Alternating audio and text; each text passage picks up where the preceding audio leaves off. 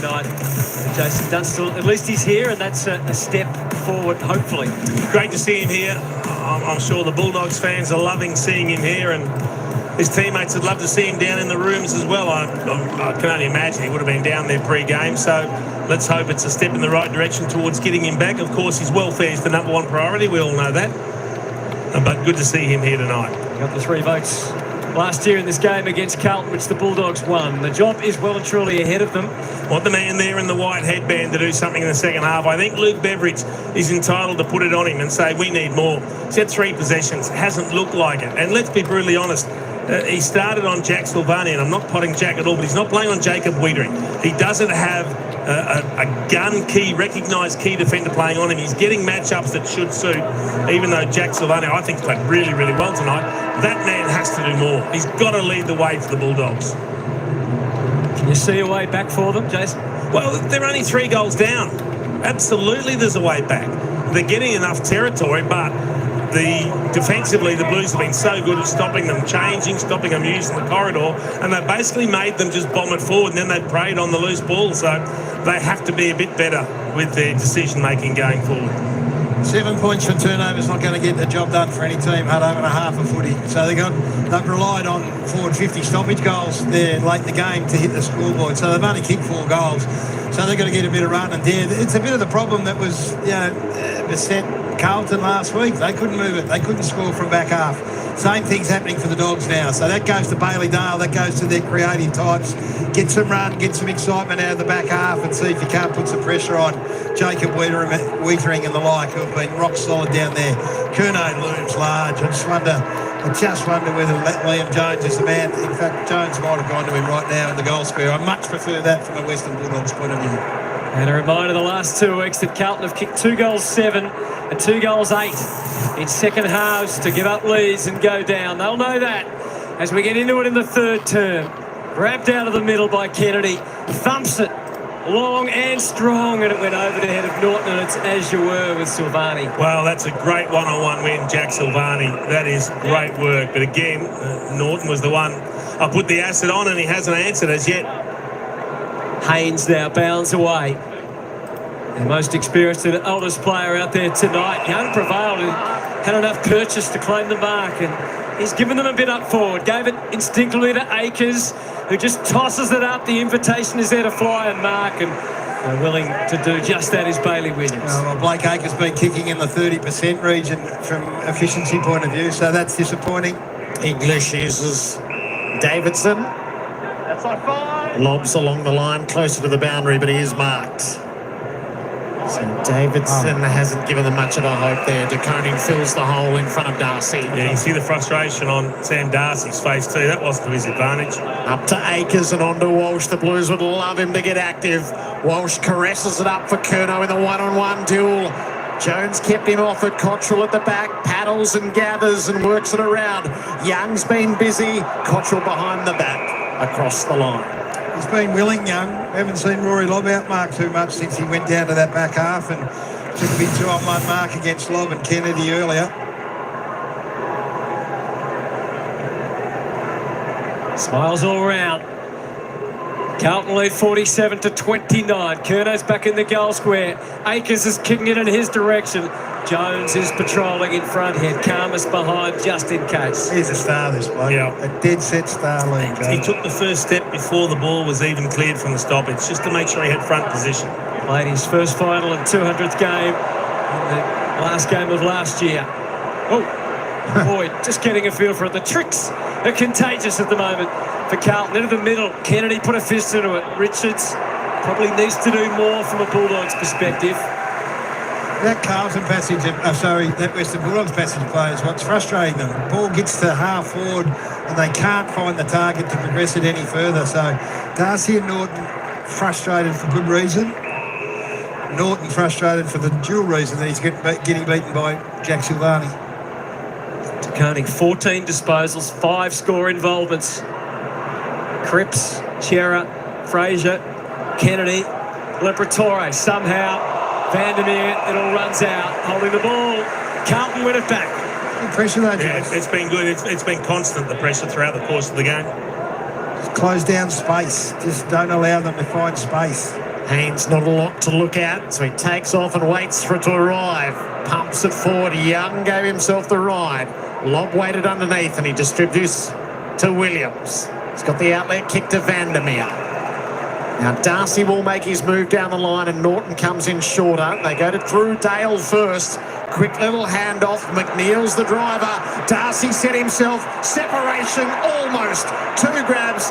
Wiedering while Darcy was appealing for the free kick. Then Darcy took him heavily to ground. I think he feels he had his arms pulled away when he was trying to take the second grab. The learning curve, Jace. You can't go standing around with your hand in the air when the ball's still in dispute. Saad just hammers it outside the area. That won't work. Williams confronted, overwhelmed, released. Vandermeer doubles back. Pulls the kick to the teeth of goal. Fraser up, knocked away by Akers. Has to be won at ground level. Took an awkward bounce. Karmas onto it. Gives it around. Davidson, Bramble. Had to scramble back to get it.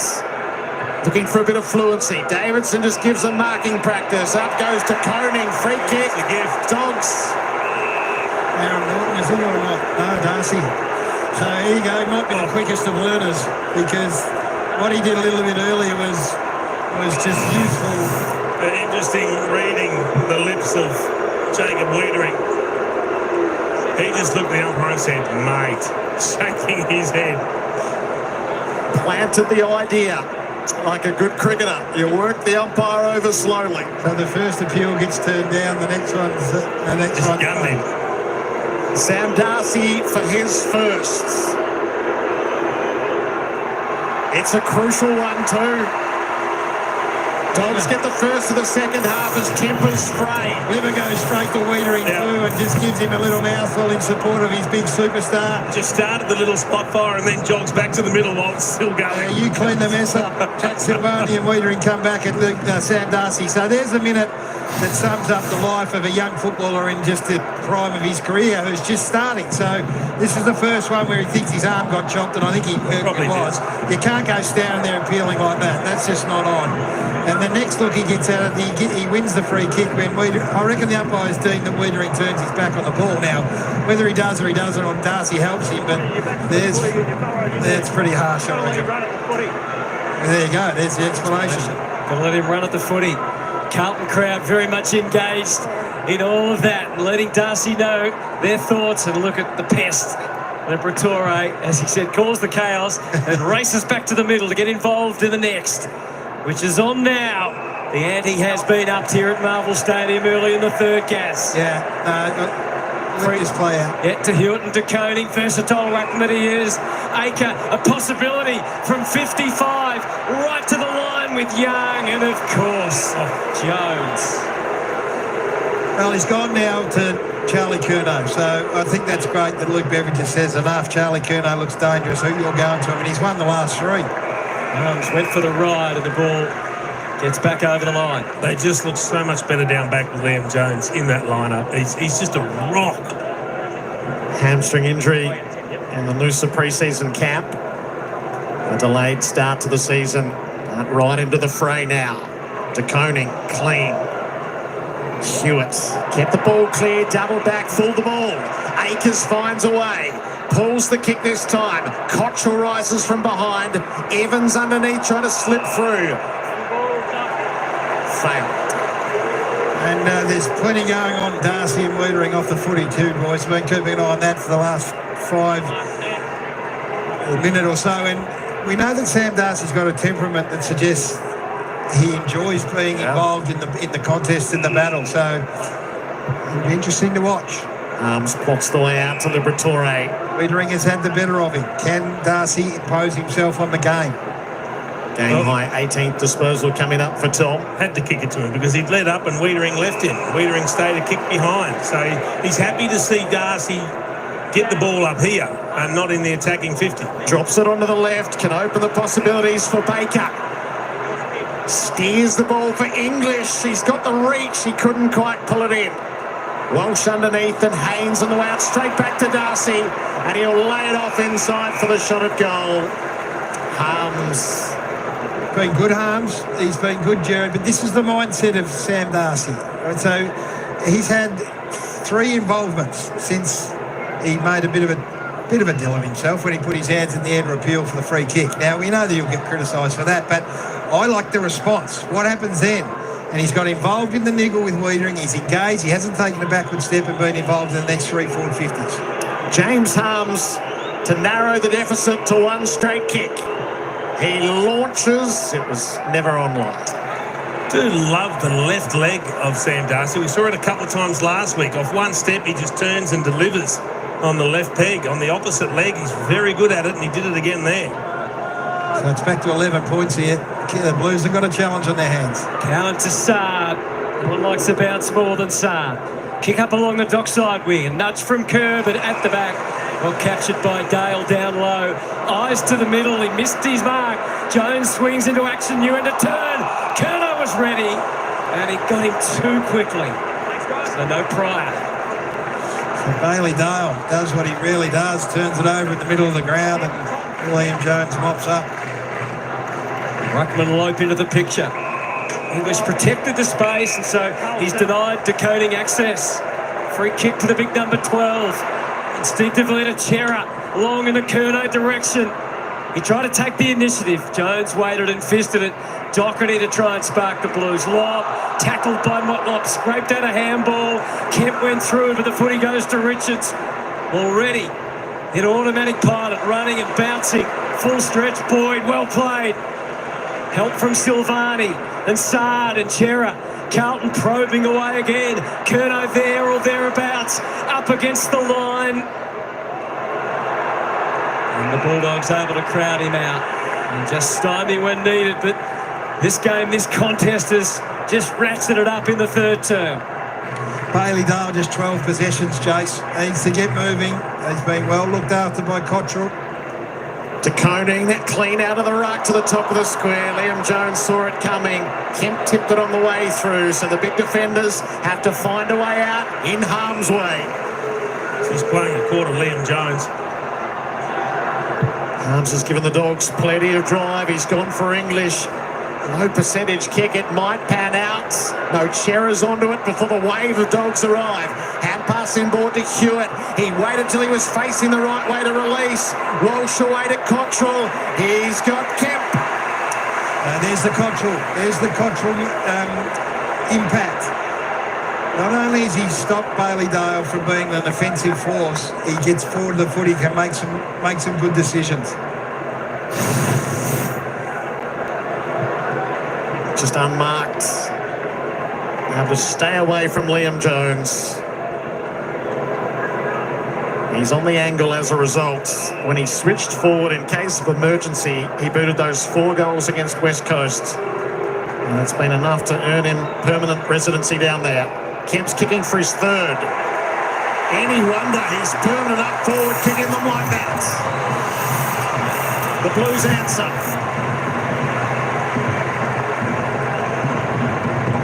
He's got himself 3 goals. He's paying it back big time. He's become a real good foil up forward after moving from defence this season. And I'm sure he's enjoying what he's doing at the moment as well. Found the space. You've got to just keep working when the opportunity presents itself. And most importantly, even though it's a tight kick from the pocket, you can see Liam Jones sitting off him. He wanted to intercept the kick coming in. But once it got switched, the fat side of the ground opened up. And this is a very good finish from a tight angle. They had to get reward. It was their 8th inside 50 for the third quarter. So they've been in and out 7 times with no score. So they had to get some reward in the end, and they did. And he even managed to feign that he was looking to pass it a couple of times, so he's got those forward tricks. Darcy out of the middle. And ties him up quickly, and they both have to jump at the footy. Doherty, Fraser, Chera v Richards. Richards, but only just. To Harms. Williams knew exactly where to turn. Long to Norton, he's outnumbered. And Silvani then does the defender's thing and gets it to safety. Tough night for Aaron Norton, not getting any easier. Just 3 disposals. Jack Silvani still, of course, getting back to his best from that knee injury late in 2023.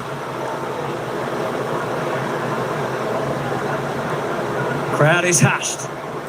Darcy out of the ruck this time. Kick went nowhere. Sanders, though, got better purchase. Line ball. Haynes dropped it. Is it paid? I think it is. Yeah, Richards was ready. Not a bad idea, just to make sure. His heart would have been pounding for a second. Haynes brings it out for Hollands, full stretch. Haynes wanted it back. Hollands does give it with a slightly longer kick. And Jordan can go on a bouncing run. Jordan Boyd brought it up to McGovern. No, bad turnover. Vandermeer, Richards, Davidson up to McNeil. Kept his footing. Trying to get it back to Davidson, who's running out of space. Richards stripped of the ball. Davidson again in the movement. McNeil. Now Baker. Slap it on the boot. Give him a chance to mark it up front. Wiedering flies from behind Darcy. Or O'Donnell it was this time. Akers got caught. One arm pinned. Holding the ball. Vandermeer, the opportunist. Well, he's sitting there saying no prior opportunity. We saw a very similar tackle in the first quarter, the first goal of the game. Jesse Motlop pinned an opponent, and you pin that right hand so it can't hand pass. You can see the left arm's free holding the ball. It's a great tackle. Now Vandermeer's got to go back and kick the goal. A much-needed one for the Dogs. They keep getting pushed away by the Blues. 17 points down. Latham Vandermeer, test of nerve from long range. Hit it pretty well. Flushed it. Into the stands, straight over the umpire's cap. And back into the fights. They're roused up. 11 points down. Doesn't look too perturbed, Blake Akers. He's just smiling. Latham Vandermeer giving him a little bit of what for verbally after kicking the goal. It's the goal that they needed, the Dogs, but he's come off second best from that little exchange. He loves it. He loves it. I love a quick jumper. He'll stay out there for as long as he can. Exactly. But, just watching off the back of this pack, and the tackle's fantastic, and the conversion was elite. So 11 points. Goals hard to come by. That's the other thing, Jace. It's a 6 goal to 8 games. So you can lay a tackle inside your forward 50 and get a result like that. It's outstanding work. And well, you said plenty to say. Bit of feeling, always good. Friday night footy, fair bit at stake. Become an important component of the Bulldogs forward line. In the absence of Cody Waitman, 3 goals in round 1. And another big game with a goal last week and 7 score involvements. Carlton's response. Walsh, neat step. Get a better view of what's ahead. Curnow flew. Karmas did enough. Up pops Cottrell. Goals was just sitting there, staring him in the face. Whacks his hand in disappointment. I don't think he can believe how quickly it opened up for him, and all of a sudden he was just facing an open goal. Risky on the far side. Fogey read the eyes. He makes the spoil rather than the intercept. His job on Bailey Dale shouldn't be underestimated. He's having a big say. They can't move the footy, can't score on turnover. Bailey Dale can't get his hands on it.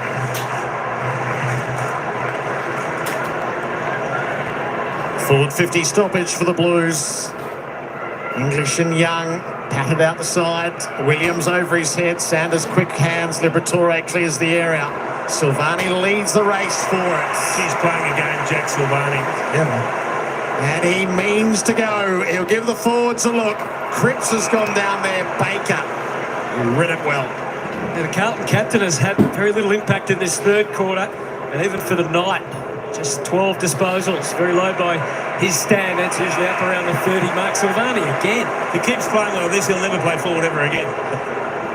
He's playing that well. to be able to deploy him onto Norton and let McGovern play as the third, which he much prefers, it's a huge advantage. Trusted his left. There's Cripps doing everything he can to try and lift and get back into the game, but the handball's chained up neatly by the Bulldogs. Williams to Liberatore.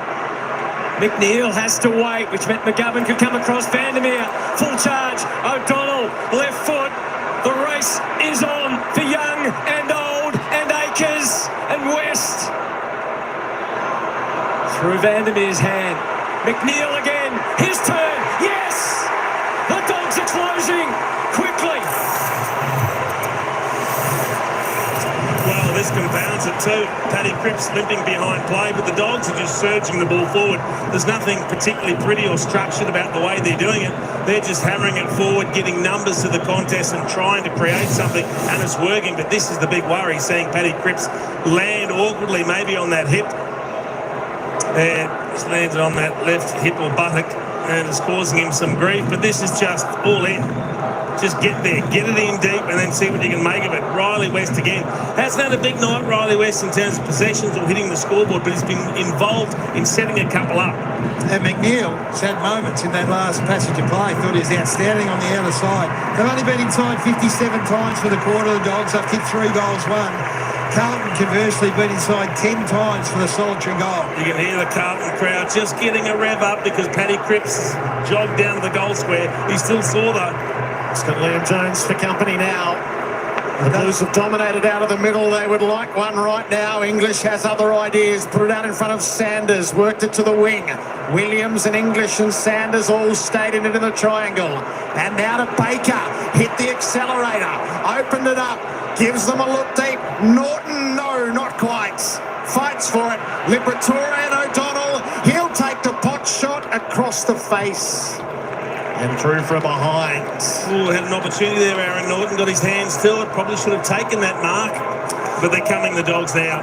Surge is on. Might be his night, Jace. Can still have a moment. He went into the middle and rucked, actually, in the last 10 minutes of the game against Collingwood. It was really good. But here's the thing, guys. The Dogs are coming, and they haven't got Paddy Cripps to stop the surge. Someone else is going to have to do it. Boyd throws his body into the kick. De Koning, what a beacon he is now. This could be the man right here, Jason. Watching Paddy, he does look a bit prompty and grimacing a bit. Kick just floats down the line. Hewitt versus Gallagher. Back to his strength and experience. Kemp, haphazard inside. English gets bowled over. Evans, Motlop. He burnt him earlier. Doherty, perfectly placed for the snap, but so was the defender. That reliable defender, Tom Liberatore, if you don't mind. Well, he'd like that again. What's the kick in? Sammy Doherty would like that again. He just had to raise that a bit. Blues by a goal. Baker will find Davidson. Paddy Cripps really struggling to break into any sort of run. Looks really uncomfortable, but staying out there. Richards is coming from the bench down the line. See him run into shot there. Davidson's going to kick it longer than that. So Darcy's going to have to fly against a few. Free kick. Teetering off the ground at the moment, so Darcy had the opportunity there. He's back on now. It's a nursed kick forward. Hewitt made it look better than it was. A good mark. Liam Jones is just on his own in defensive 50 at the moment. Cowan's the outside runner. Sada's getting forward. Cowan, though, brings it back into the channel. English is there. Couldn't take the intercept mark. Cripps working hard at the source. Liberatore slapped it onto the boot. Richards. Hewitt's doing everything at the moment. Ties it up or plays a hand in tying it up. And the Blues have dragged it in. Cherry got stuck with a parcel. And Vandermeer is spreading it to Baker. Who wants to move it quickly. It's just who to. It's Davidson.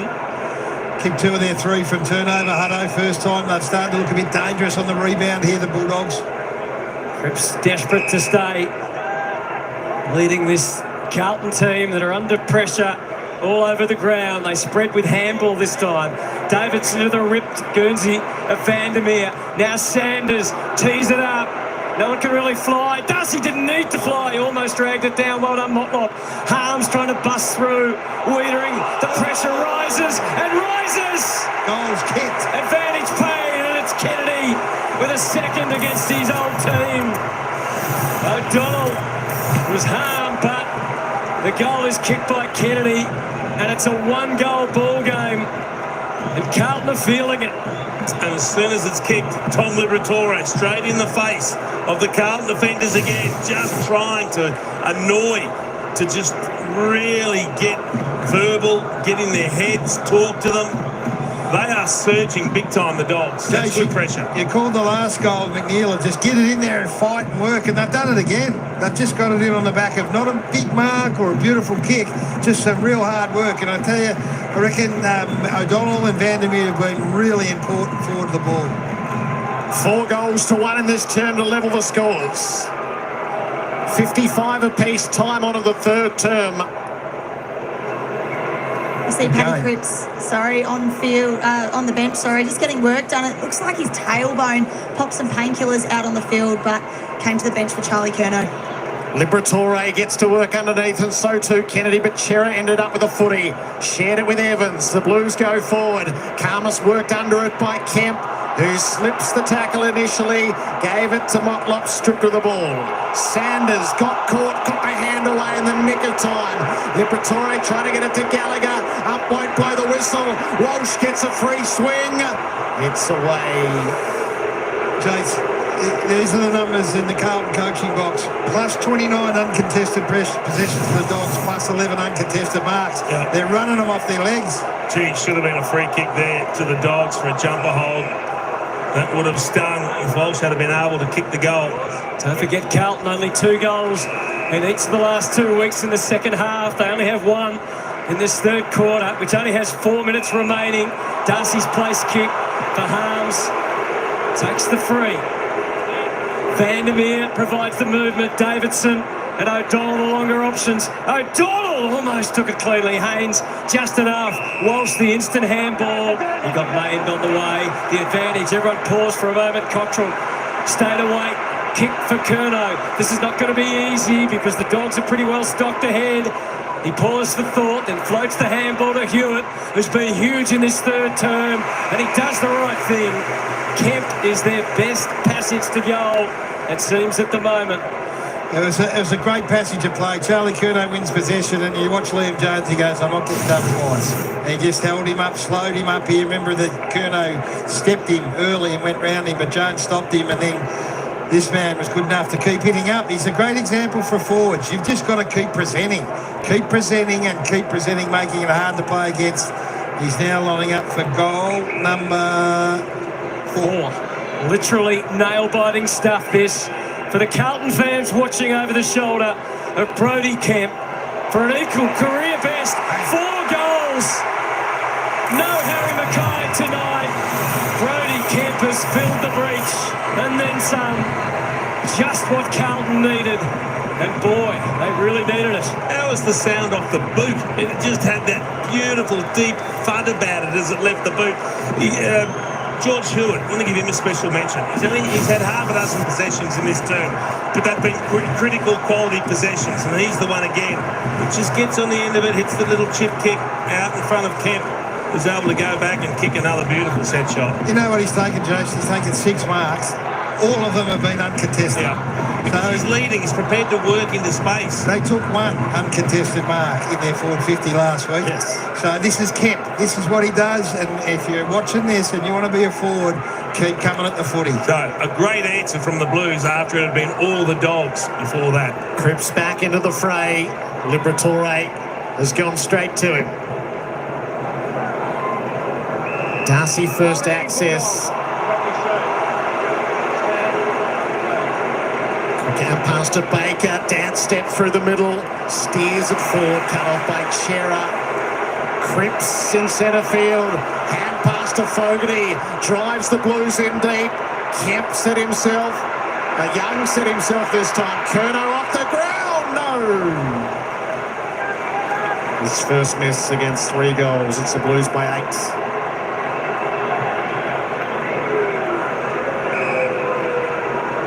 The entry to Liberatore sizes things up. And O'Donnell had no choice, and it was a good option in the end. He ran hard to receive on the wing. Rolling onto that left boot. Fraser and Norton, and Reitering. He's getting done cold, Aaron Norton, completely devoid of any confidence. Jones at one end and Wiedering at the other. He's seeing 2 elite defenders in action here.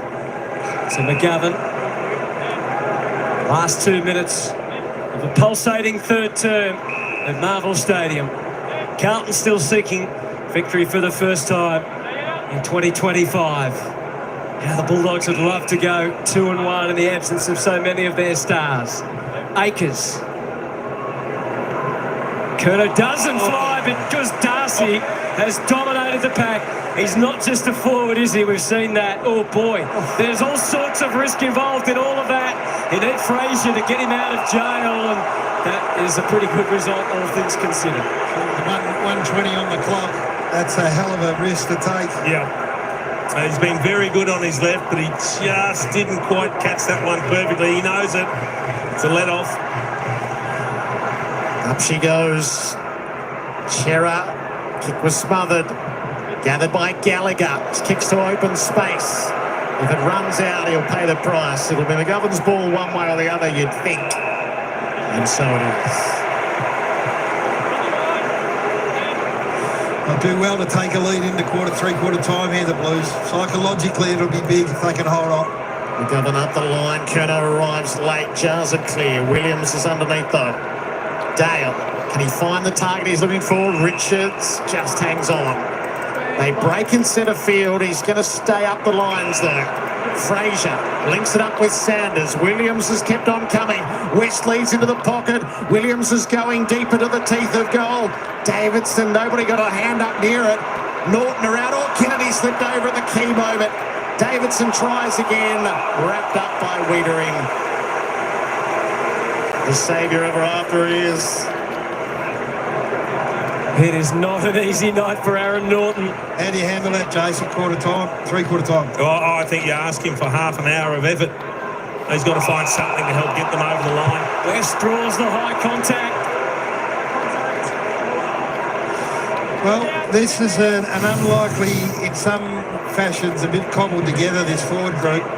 But they've been very, very good this quarter. Now you're talking about Vandermeer, you're talking about West, you're talking about James O'Donnell that's gone forward. And they have been prepared to keep working and finding a way. Just that loose arm Cowan, didn't he? He had to pay it. The umpire saw it. It was there. So the siren sounds. Riley West, relatively quiet, but he's kept working and working. We know he kicked 4 against Carlton last year. This to cut the margin to 2. A gripping contest at Marvel Stadium. Riley West finishes off the third term with a flourish. They won't have Bont, but everybody else has lifted when needed in that third term. And the margin is back to 2. Oh, what a contest it's been. Absolutely brilliant. Sets it up for an amazing last half hour tonight. The Blues already without Zach Williams. Patrick Cripps is down but not out. What a quarter we have in store from Marvel Stadium. And what a Monday night we have after 360 The Couch. Enter Lee Matthews.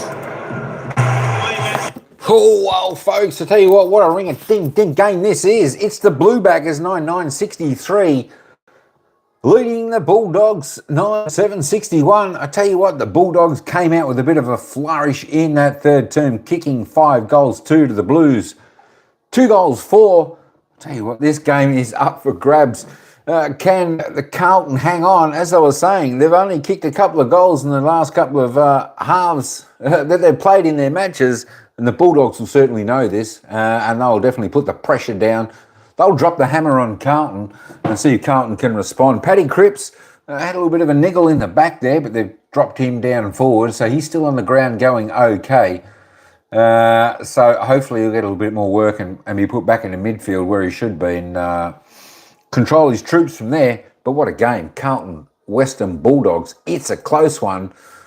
Oh my gosh. Don't forget, stick your vote in who's going to win. 60% saying Carlton are going to win so far. If you're either fan or you're a footy fan, vote who you think's going to win. She's going to be a tight one. Let's just have a quick look. Let me just get back to this game. There we go. Player stats. Let's go and have a quick look at the player stats. The goal scorers so far in this game. We've got Brody Kemp for Carlton on 4 goals. He's having a cracker of a game. Charlie Curnow, the big man, he snagged 3. Lewis Young, Jesse Motlop are the other single goal scorers for the Blues. And of course, for the Western Bulldogs, Matthew Kennedy, the only multiple goal scorer with 2. But certainly a mitt full of single goal scorers, comprising of Riley West, Vandermeer, Riley Sanderson, James O'Donnell, Lockie McNeil, Liberatore and Sam Darcy. They're the goal scorers up until three-quarter time. I'll tell you what, we're in for a cracking final term here. Good pressure by both sides. Good quality football. Liking what we're seeing so far. Tommy Liberatore, I tell you what, he is having the season of his life so far, and we're only up to round 3. 24 possessions, he's leading the way out on the ground. 14 kicks, 10 handballs, 5 marks, 6 tackles, 4 clearances, 1 goal. Tell you what, he might just as well at three-quarter time be getting the 3 votes come Brownlow night. Let's stick that in the book and just remember and see whether he does. Sam Davison, next best on 22. Both for the Western Bulldogs, the top 2 players. Tom De Koning having a good game there for the Blues with 21 touches, 10 kicks, 11 handballs, 6 marks, 2 tackles, 4 clearances and 20 hitouts. So he's working hard. He's having a really good game. Kera there, 21 there for the Western Bulldog, for the Blue Baggers, I should say. All right, let's roll down and have a little bit of a look. Sam Walsh is up to 17. Adam Sard there on 16. Lachlan Brandle on 16 there for the Doggies. Bailey Dale up to 14. Paddy Cripps, the superstar, he's on 14 so far. 3 kicks, 11 handballs, 5 clearances. He's doing quite well there. Let's just quickly roll down and we'll take you back down to the ground because we're not too far away for the bounce of the ball for the final quarter and what is going to be an epic final quarter. Both teams out there to win. Charlie Curnow, 7 kicks, 7 disposals. He's had 6 kicks. He's kicked 3 goals, 1. Not a bad effort for him. 3 marks, 3 tackles also for him. All right, just the team disposals, if you want to have a look, 267, 281, pretty even in all accounts there. 24 plus on the handballs for the Bulldogs. Inside 50s, both teams getting plenty of it. 44 for Carlton's 18 scoring shots, 36 for the Bulldogs, 16 scoring shots. Just have a look at the free kick count, 20 to 16. Only 4 in favour of the Blues. High scoring free kicks out there today. The umpires are loving to put their whistle in their mouth and blow it and give a free kick. All right, let's get April City Mega Love shout out, folks. If you want to listen to one of the greatest singers on YouTube and around, head over to April City. Check her channel out. Of course, Skibby Dibby, shouty, how you doing? Welcome in, Dimitri. Of course, Ryan was in the chat as well. It's cold out there at the moment. It's about 20 degrees here in Melbourne. Of course, this is played at Marvel Stadium where they have a roof and the roof is closed, so it should be just beautiful in there. Be a nice temperature out there. There we go. Yeah, I'll drop by there as well. All right, let's head back down to the ground for the final quarter. That's the Blues by 2 points. Who's going to win? At the Dogs and the way they rallied in that third quarter, so they've kicked 5 goals to 2, and what impressed me was their small unheralded group. Van Diemen, West, McNeil, I thought they were great. They've kicked 4 goals, 1 from forward 50 stoppages. Just has been one way. The other way is get to work and win back the footy when you haven't got it. They did that as well. Scored 5. Pull through the coming months of this season. Carlton striving for their first of 2025. The Bulldogs with a chance to overrun them and get the right side of the ledger. Into the final term we go. English with the tap. The hunt is on. De Koning spat it out to the wing. Williams will round it up for the Dogs though. Liberatore's had it more than any other tonight. He shared it with English. Has a good look forward. Check the kick and it kicked it straight into Cripps. You got to play hurt. The skipper with the smother and the gather. Hewitt links it up to Chera. So the Blues key midfielders involved and Cottrell's been a live one. Been great. He's made Dale almost redundant so far. Curnow, young this time. Well, that's Buka Karmas lost his man there. There was a handover done because he started on Curnow when that was happening there because Liam Jones rolled on to Kemp, who had been the danger man in the third quarter. But they got mixed up with the handover, and in the end, he was left alone in the pocket. He's got the cape on, Patrick Cripps. He can't do it again, can he? You've got to match it. Someone's got to match it. Lewis Young on a night for defenders up front, kicking for his second. Oh, the caress was beautiful. Exultant in the stands. And a little bit of disbelief as well. Yeah, he's been pretty good, Lewis Young. I think he's kept Rory Lobb engaged. We watched Rory Lobb last week. It was absolutely sensational. And he hasn't been able to get involved in the manner that he has. His intercept marking game hasn't been there. So Lobb swapped over to go onto Curnow, and Carlton got lost in the transition. Couldn't get back onto Lewis Young. But as you said, Sharon, a night for defenders. So you get Lewis Young kicking a couple. You've got 3 from Kemp. At the other end, O'Donnell's kicked the goal. Must be easy playing up forward. Only one intercept mark for Rory Lobb, and Lewis Young's been dangerous enough. I think it's been a massive win for them. Great start. Cripps done it so often. He's just got the look about him. He's got to play hurt, Jared. It's a great call. If anyone will, he will. Needless to say, first time multiple goals for Lewis Young. Open access for Kennedy. Swivel his body. Didn't make a great fist of the kick. Chair up. Gobbled up by Liberatore. Kennedy full of emotion, surging. Checks the kick. West needs the kind bounce. Got it. Turn Boyd. Inside out. And kicked it behind. That manoeuvre deserved better. Oh, it's an opportunity gone begging. Matty Kennedy runs to 50. Got all sorts of options. You can have the shot. You can find the target. And he shanks the kick. Don't take on Libba. Just don't try and take on Todd Liberatore. Hollands guides, hoping for Motlop. Baker with the sweet fist. Hollands on the round-up. Couldn't get clear. The other move here is that's open to Luke Beveridge is don't throw Sam Darcy in the run. Throw Aaron Norton when you're going to get Tim English a spell. He had a fantastic 10 minutes against Collingwood. Nearly got them across the line. Throw him in the middle and let him run and try and give him the chance to redeem himself. Baker might have paid the price there. Hollands has a fresh go, almost a throw. It was a throw. Umpire in the middle saw it. He had the right angle to see that. Good call from the umpire. So Dogs with another free kick. Liberatore, 2 holding the ball verdicts in a row. Disposal number 26 coming up for the skipper. He liked the look of Darcy on the lead. He set it up high. English arrived. Darcy underneath. Squeezed the kick. Oh, he got it there. Stand by. Yes. That's an exquisite finish.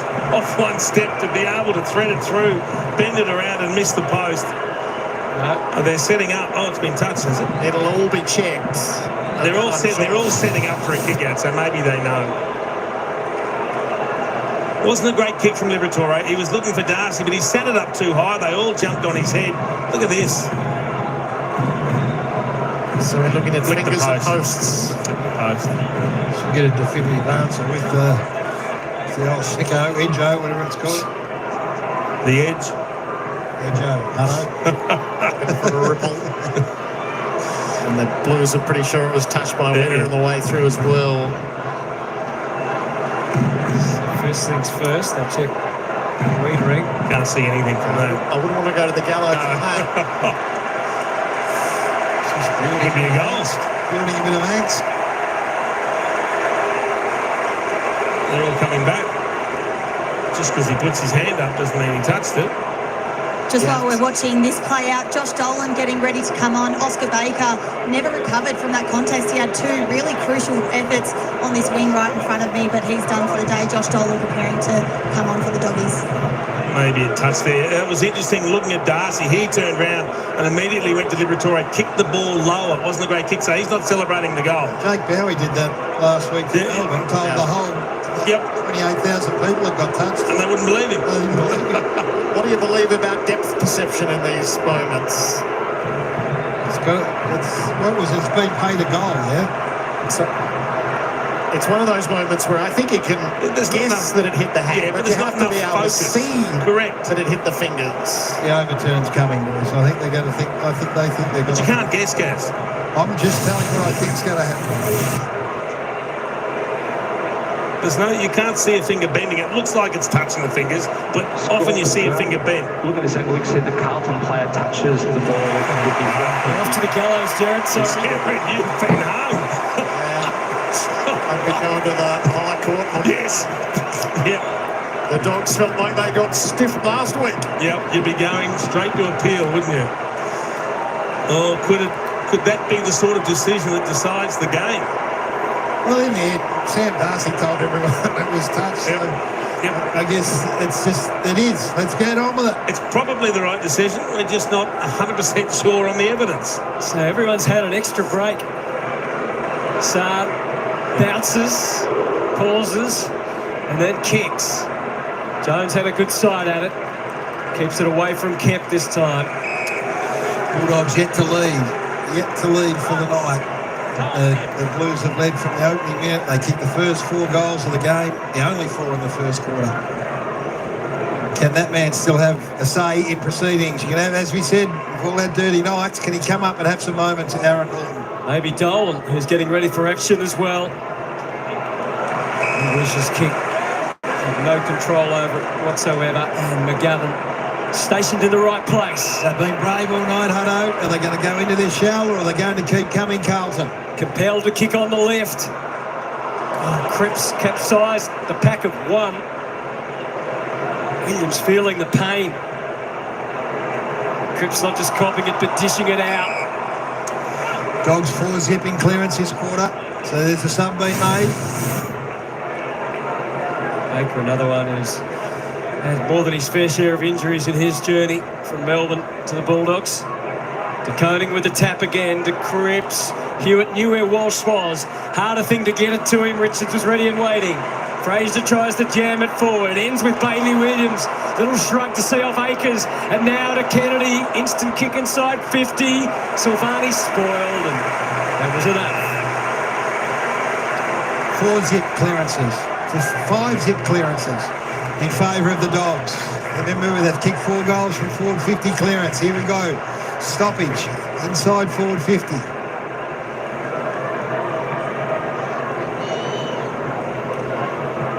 De Koning tries to whack it away. West, Williams, Doherty, Kennedy, Hewitt, Saar, back to the middle, and then some. Lob returns. Dale, you know it's going long, you know it's going deep. Silvani in the pack, at the back. Good insurance as Wiedering has a free kick. Which way? It's the Bulldogs way. Wow, that's come from the middle ground umpire. Tim English he looked like he had a good run at it. Maybe, he's obviously seen something that is hard to spot from where we are. So he's got front spot.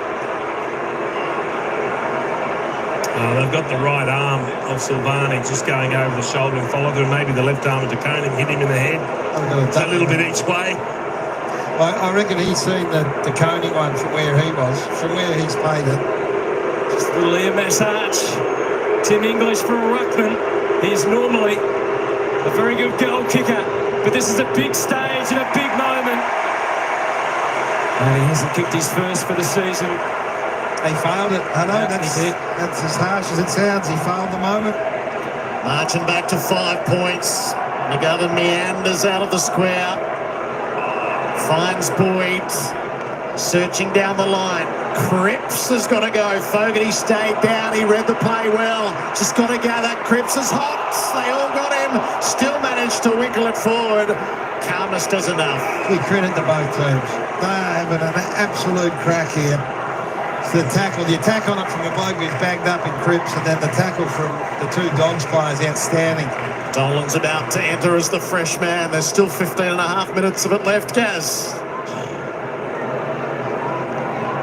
English controlled it, hoping for Harms, who had other ideas. Harms got downed by the Blues ruckman border. So they're dominating clearance at the uncontested game. 5 uncontested marks for Carlton to none in the last quarter. Ruckman shared it. Richards through the stoppage. Sanders, good collect in front of the eyes and the spread. Dale's got to be quick. Vandermeer is on. So what have they got ahead of the ball? Vandermeer has a bounce and just delays a little. Davidson full throttle. Up to O'Donnell wasn't neat. Vandermeer's just a step off here and there. Vandermeer doubles back. Dolan's first involvement. Dragged off it and Hollins brings it away. The Blues on the counter-attack. Fogarty assesses the possibilities. Haynes with footy in hand. Doherty's worked ahead of the ball. Wheel and go and give them a look. Young stands at the arc. Flinch to give it off. Now caresses it. Too much on it for Curnow. And it lot. Gee, both teams in complete control of the footy going forward, couldn't make the right decision or execute the right kick. Great kick from Lobb to Fraser, into the middle. Is that the catalyst for Richards? Takes it back to Dolan, the freshest by far.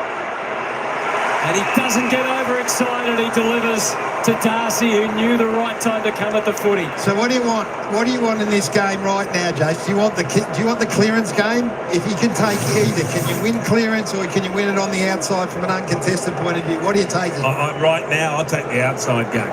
Really? I think because you're creating gilt-edged opportunities like that. Well, Tim English couldn't grab the moment. Yeah, exactly right. One big guy, one ruckman couldn't. So it falls to Sam Darcy. Last week he kicked 4, he made footy look easy. But it never is. But I tell you what, this kid is something else. He's kicked his second goal. And for the first time at the 12-minute mark of the final term, the Western Bulldogs are in front. He is something else, this kid. Jacob Wearing's had a fantastic game. Probably got the honours, but he just presents. He just keeps coming. He got involved. He got involved in a bit of a dust-up. He made a bad blue in the third quarter. But his want to be involved is absolutely sensational. I watched Wiedering in the last time the ball came down forward 50. He didn't go within 15 metres of Sam Darcy, but defended space beautifully. Darcy didn't get involved. Darcy learns his lesson this time. He waits, he pushes back, he waits, he doesn't go too early. You've got to bide your time here. And then pushes off. That's just innate. And we saw this man next to me do that hundreds of times. 6 goals to 3 after half-time. Dogs by a point. Shearer rounds it up in the middle. Got under the kicks. It'll take some marking. Akers had a mind with the flight, but couldn't quite. Carmus against the flow. Holds it up. Trying to get back to that clearance versus uncontested game. Yeah, so clearance is winning your territory battle, but territory battle isn't winning the game at the moment. Sanders at the source, held up. 6-2 in favour of the Dogs for the quarter. Young reached around. Richards underneath. Walsh extricates it. Gives it to Akers. Pops it to the pocket. Too much on it. And that's what we're seeing from a lot of the clearances at the moment. They're kicks that are under pressure or under perceived pressure, and they're just not to the advantage of teammates. Almost 45,000, and they're breathless at the moment.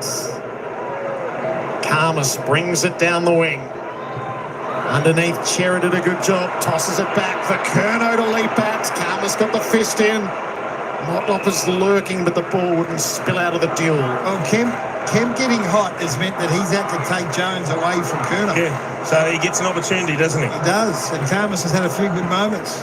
Blues trying to fashion a score. Weston Gallagher initially stays in close confines.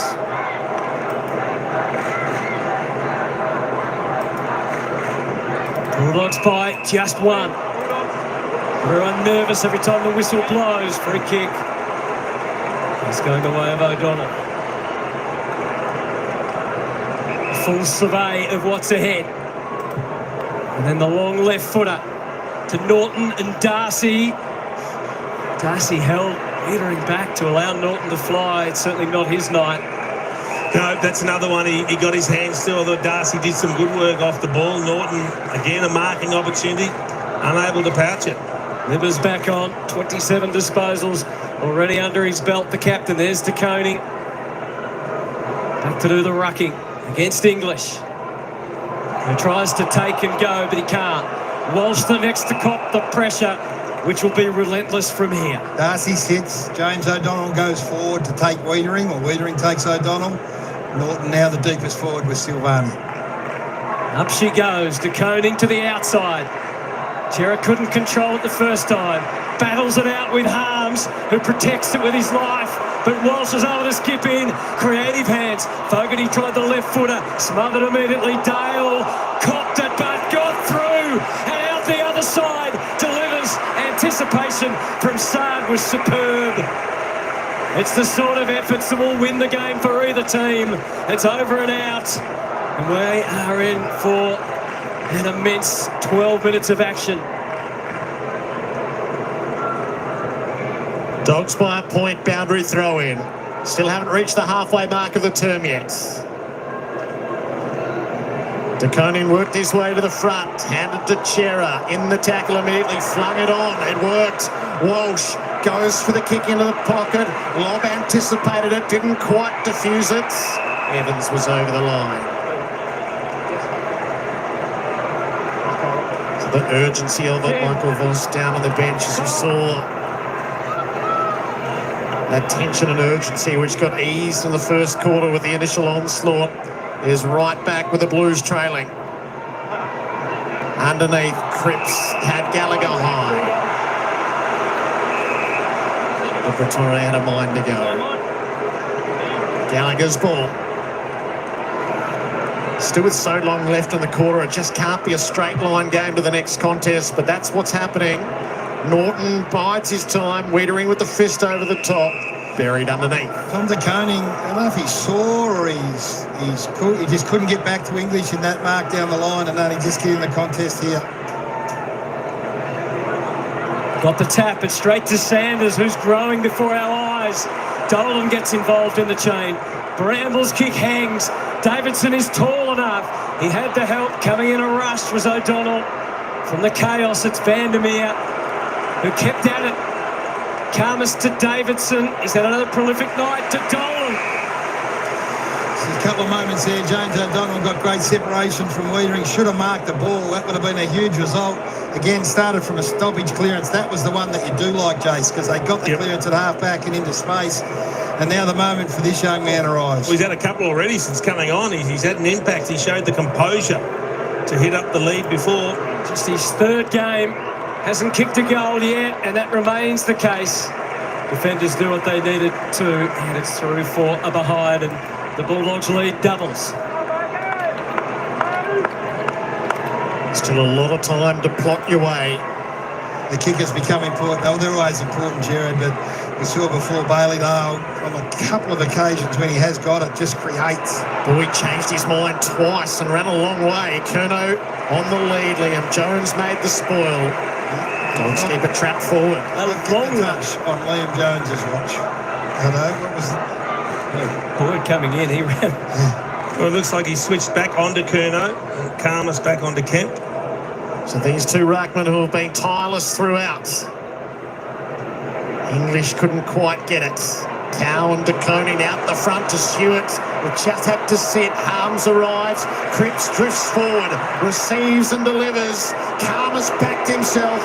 Brilliantly done. Great effort, Booker Karmas. Saw it in flight and was decisive. Davidson out the far side. Been huge, Davidson. The second half, running ability, getting rewarded, made his game massive. Liberatore presents. Disposal number 28 coming. Pretty static up ahead. Uses Davidson once more. Lofts it. Norton's time. He flies. Spoiled by Silvani. Blues with numbers at the drop initially.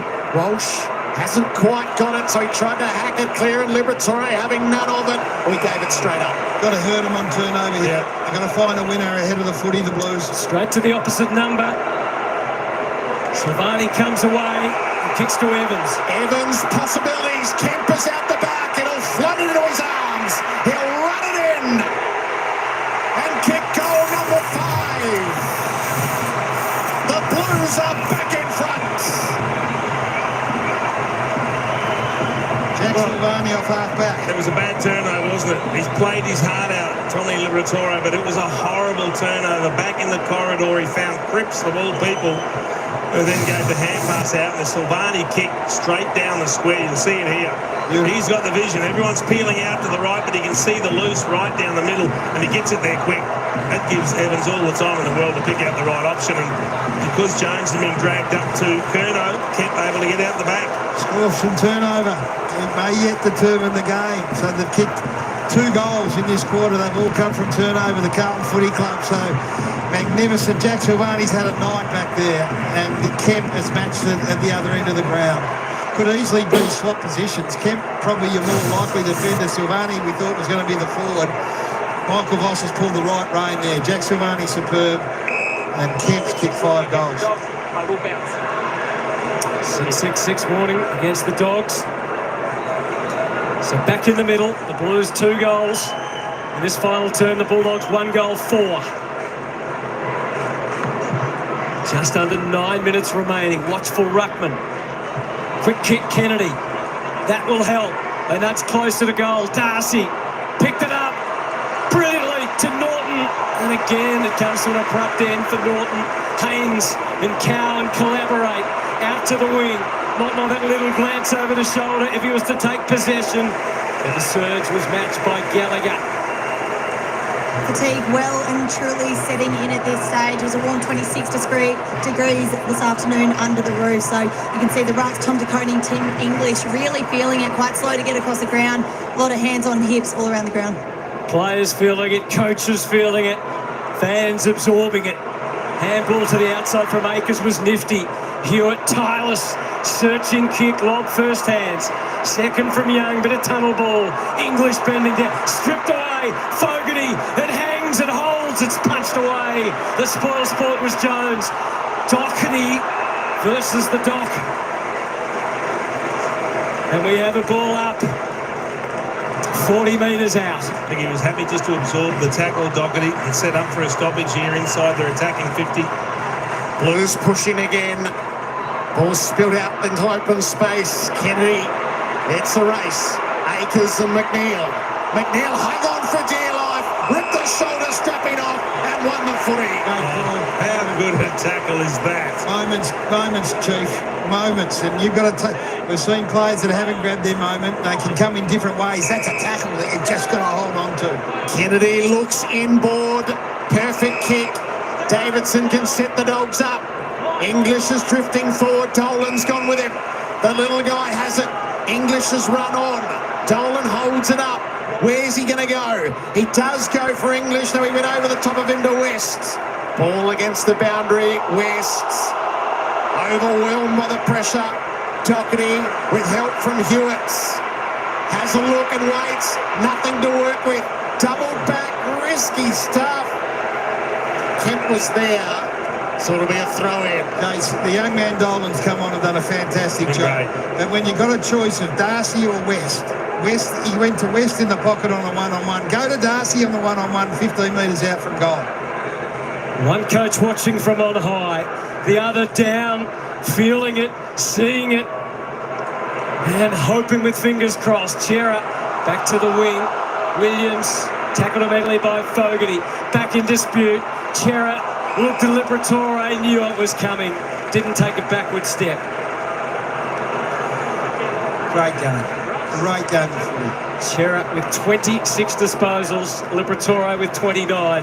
DeConing has had plenty as well. 25, in fact, from the ruckman. Hewitt been heroic as well. Calmness leaps. Dale.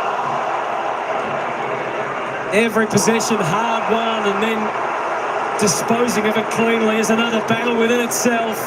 That's where we've reached with 6 minutes 24 remaining. Another man having a big last quarter is Matty Kennedy, the former Blue, now a Dog. He's had 8 possessions, 3 clearances.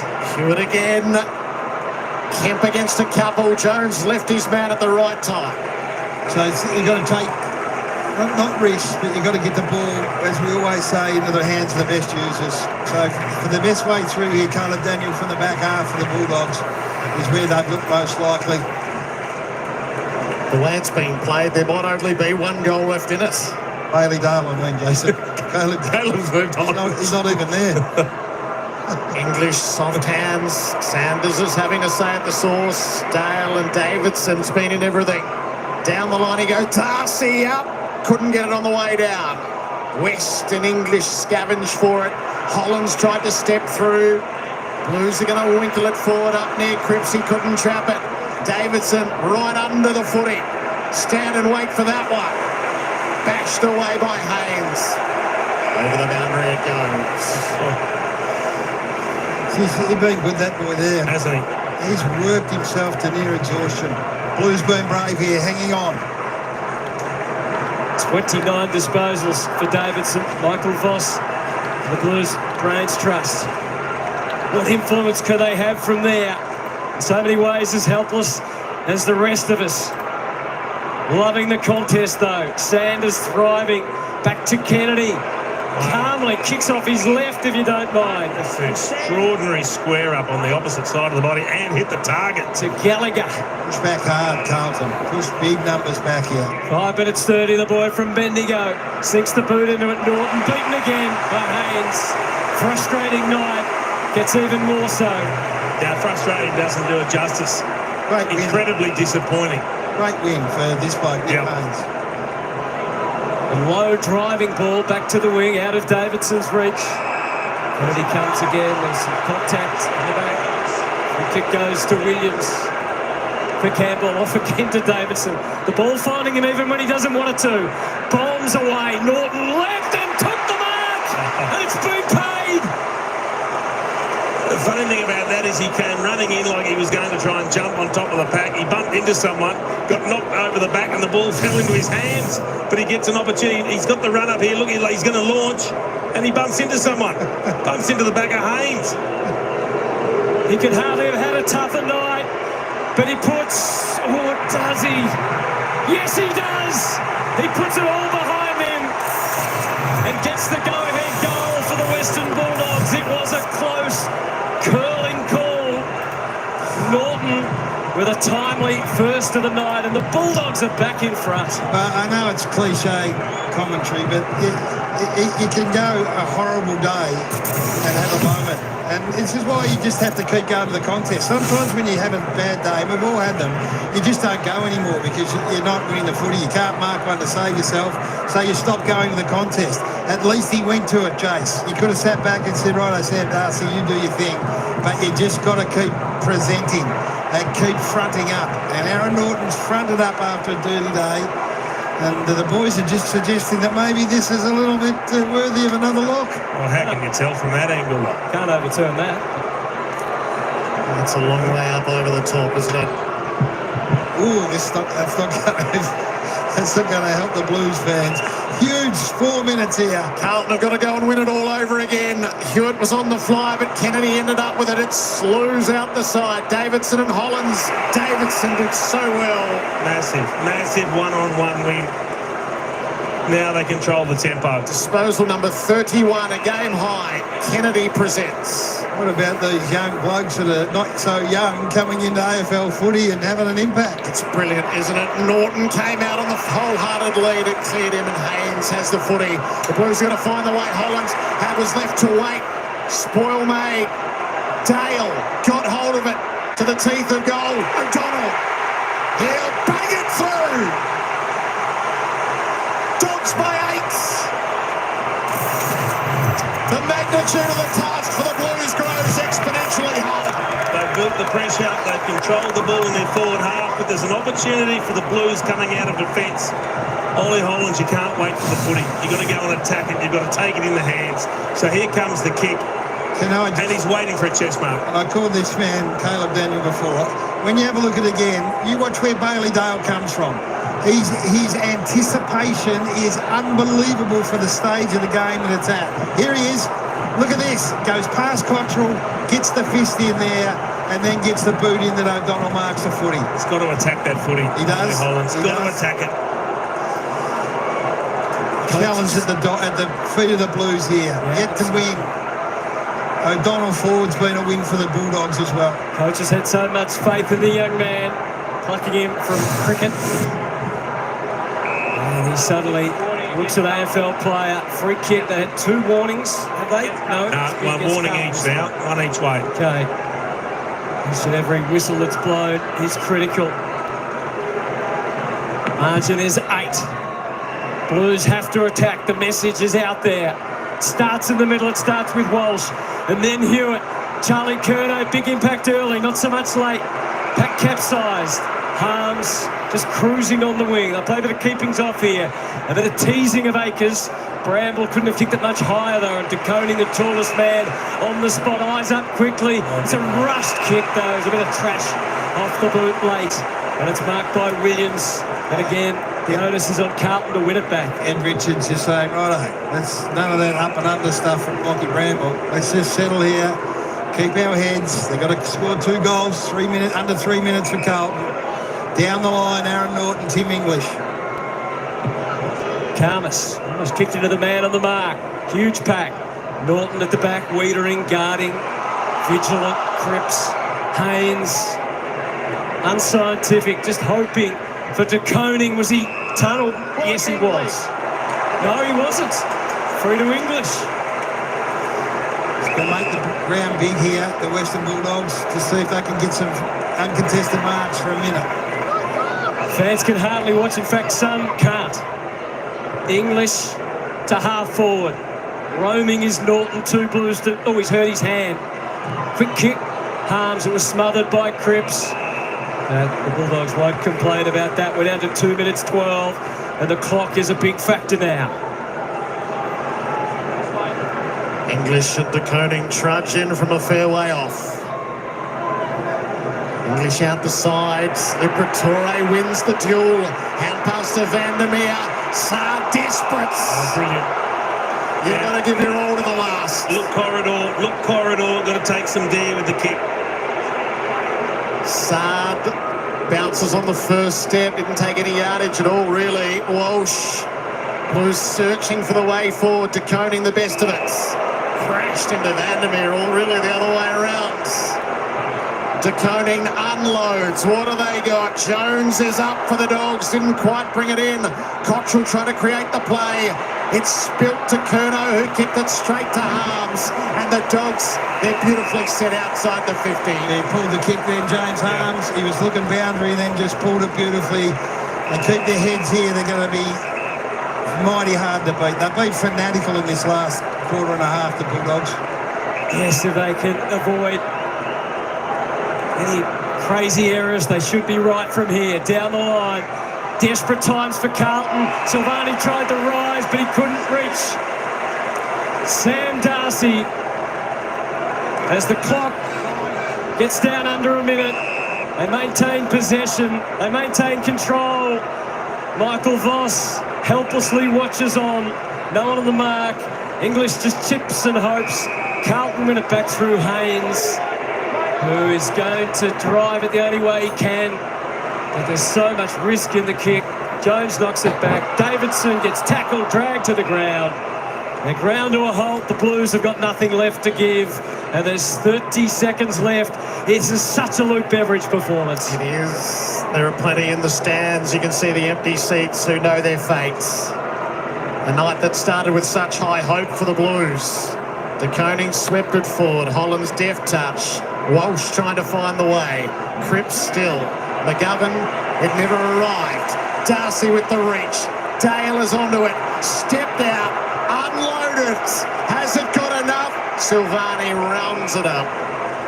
And the final agonising seconds from a Blues perspective are about to play out. They knife it down the middle of the field to Doherty, but it's going to be for Norts. Gallant in defeat last week. The Bulldogs heroic in victory tonight. They go the right side of the ledger as they run down the Blues on a Friday night.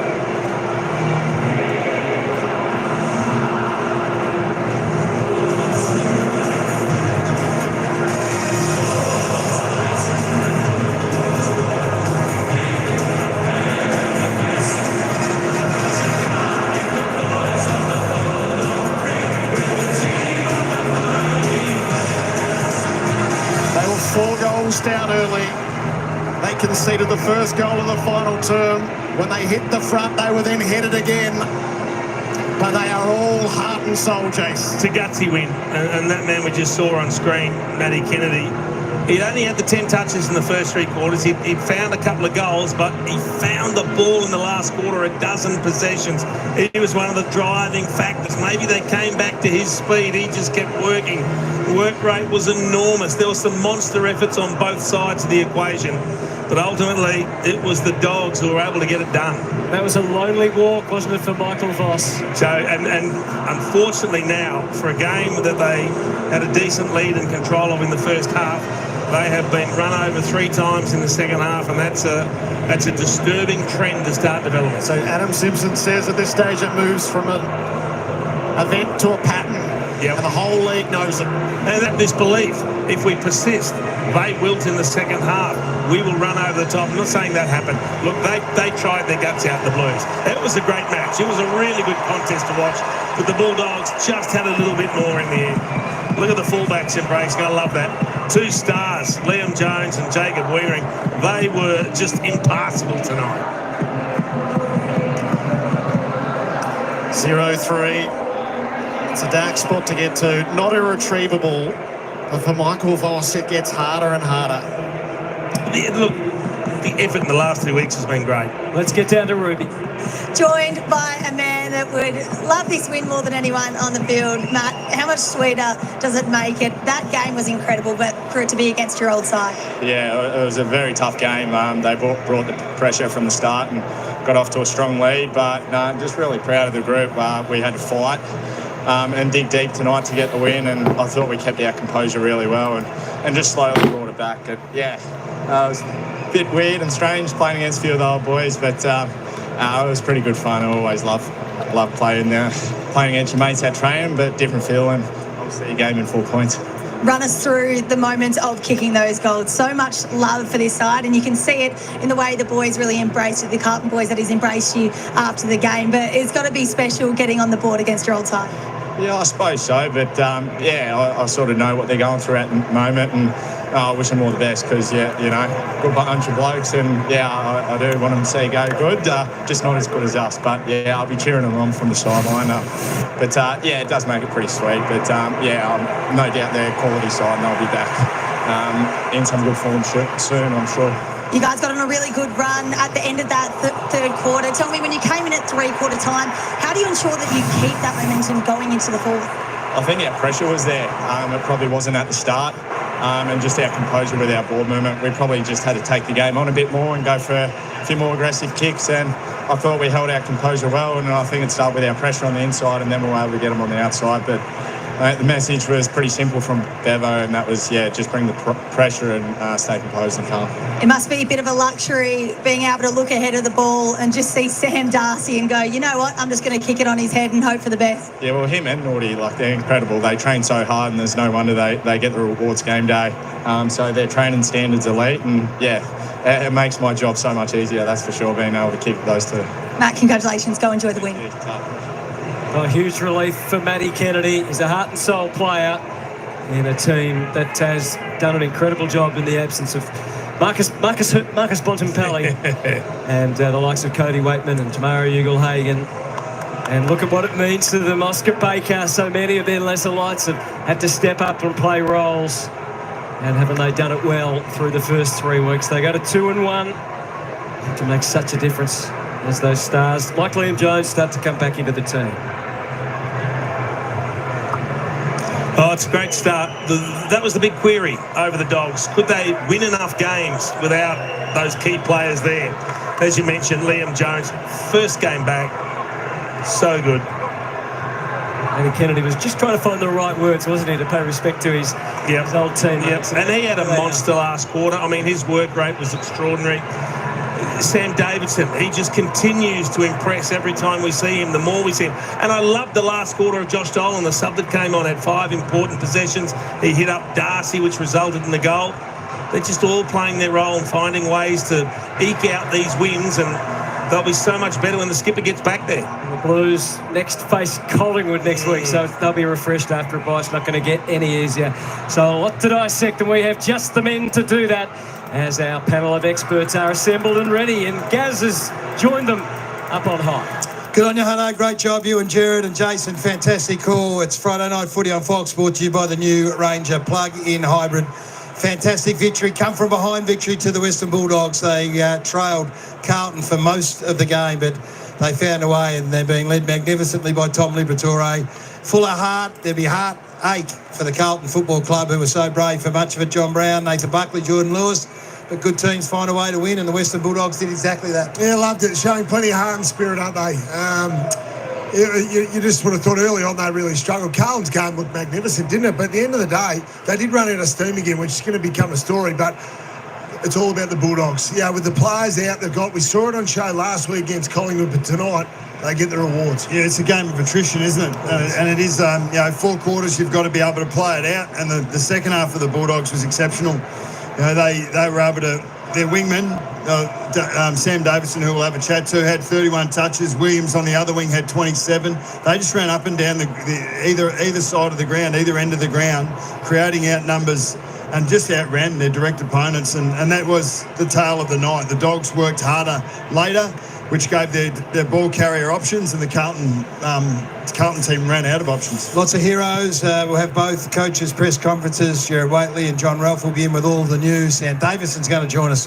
What a star he was. The doctor. And that man there, Matt Kennedy, against his old side, Geordie. We touched on it earlier. We had some vision of him just chatting with his former teammates. I thought he was absolutely magnificent. I must say, guys, watching the last quarter up here and the two kicks that he went for into the middle of the ground, it was brave, but it really solidified what they were trying to do in the second half. The Dogs, they got their turnover game going. Only 7 points in the first half, 38 in the back, 6 goals from turnover in the back. So I think, yes, we give praise to the Bulldogs, but I think Carlton just fell back into their old habits, played really safe in the second half, and this Bulldogs side really capitalised on that. They smelt it. They smelt the corridor was open, but a really brave win considering who they've got out. Yeah, and that man at the front is symbolic of what they've been able to achieve. I think over the last 3 or 4 weeks, they were brave against Collingwood, could have won in the end. I thought they were also well served by their lesser lights, and we'll get through. We're going to have a really comprehensive post-match. Davison, Vandermeer, West, Kennedy, all these blokes. And some of their stars that were quiet, Norton and Dale, they had moments right at the end of the game. Yeah, so it's not your night, but it might be a moment, and they were able to stay with it and stick with it. And that's why you need everyone on board the whole way, and that's what they were able to do. That's what got them the win. And they cover for each other really well. So Charlie Curnow gets hot, Jones goes to him, then Kemp gets hot, he goes to Jones, Karmas goes to Charlie. So it was a great team effort. For Bulldogs fans, I think you're going to enjoy this.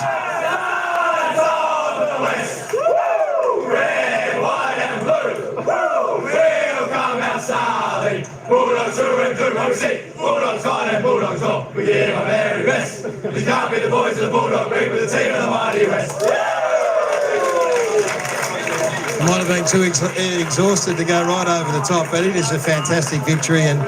And considering we don't talk about it much because you've got to deal with what you got, but there are some genuine superstars that aren't playing in this side. So to be able to bank these wins without Marcus Bontempelli is just so critical. Yeah, no question about that. Like you said before, Tom Liberatore has been sensational. He's been the spiritual leader throughout this, and guys have jumped on board. Their work rate with their lesser lights was really impressive. I love our position up here, and you really get that. You ought to have got it from the commentary box, Gaz, but their run from those exterior type players, the flankers, was magnificent tonight, and Carlton just couldn't go with them. Those numbers indicate that. That's right, they do, and that's why they run over the top with the points from turnover. Remember, only 7 points from turnover in the first half.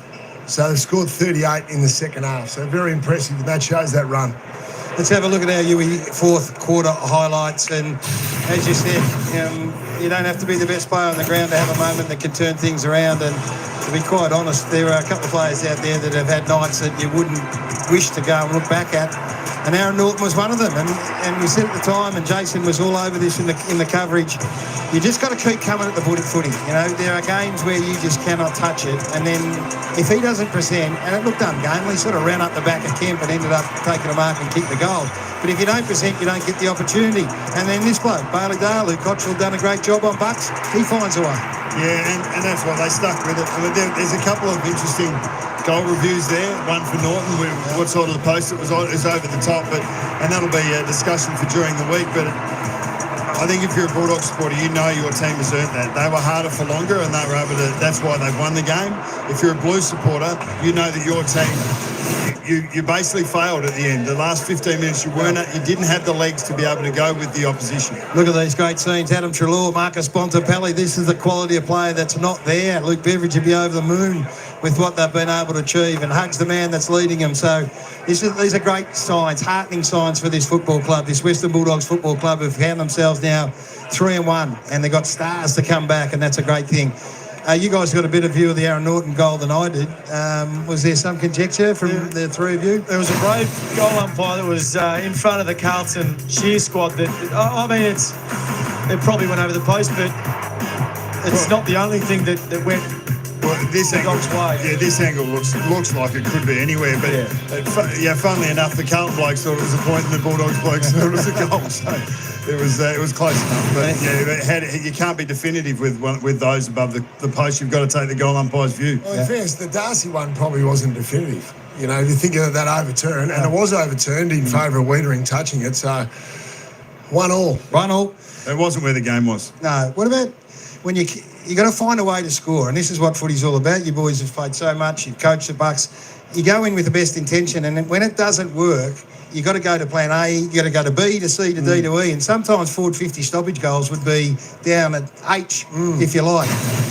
AFL averages 8 points to score from forward 50 stoppages. They kick 4 goals, 1. Yeah, and in Carlton, look at their review, the inability to have a player at the back of these contests get sucked in. Maybe it's McGovern there, maybe it's Sard who's not pushed into that position, but to be sucked in out of that space, that is the space that you defend. Think Gary Evlett Jr.